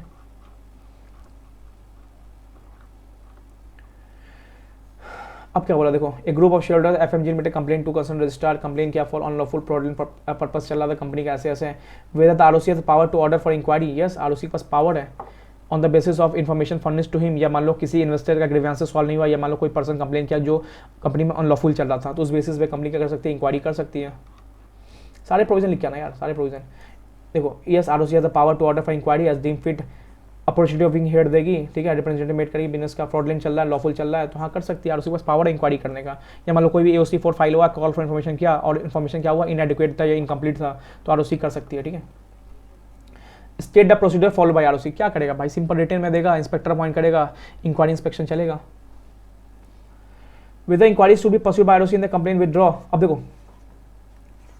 सेम इन ऑपरेशन और मिस मैनेजमेंट ये था कि at the date of initiation है ना, अगर कोई कंप्लेन लेके जा रहा है ना, उस बीच अगर ट्रेन खुल गया ना आरओसी का, मतलब क्या हुआ देखो, ये गया कंप्लेन लेके आरओसी पास, क्या गया कि कंपनी में अनलॉफुल चल रहा है, अब आरओसी ने क्या किया, इंस्पेक्टर अपॉइंट कर दिया, इंक्वायरी चल रहा है, अब क्या किया, कुछ शेयर होल्डर ने अपना विड्रॉ कर लिया, ठीक है, विड्रॉ कर लिया, आरओसी को फर्क नहीं पड़ता, आरओसी को लग गया ना, क्योंकि आरओसी को लग गया था यहाँ पे कि हाँ कुछ गलत हो रहा है, तो आरओसी अपना कंटिन्यू रखेगा। देखो ऊपर में ऑपरेशन प्रिवेंशन नहीं पड़ा था, वहाँ पे क्या होता है, at the date of at the entry, मतलब स्टार्टिंग में हमें वो कंडीशन सेटिस्फाई करना होता है 244 वाला, वो लिमिट सेटिस्फाई हो गया, बाद में कोई जाके विड्रॉ भी करता है ना भाई, एक बार ट्राइब्यूनल ने स्टार्ट कर दिया ना तो वो पूरा खत्म करके आएगी। तो सिंपल यही, आरओसी को लग गया ना, बस स्टार्ट कर दिया ना, तुम विड्रॉ करो नहीं जाओ या जाओ कोई दिक्कत नहीं, हम तो भाई पूरा खत्म करेंगे इंक्वायरी, ठीक है।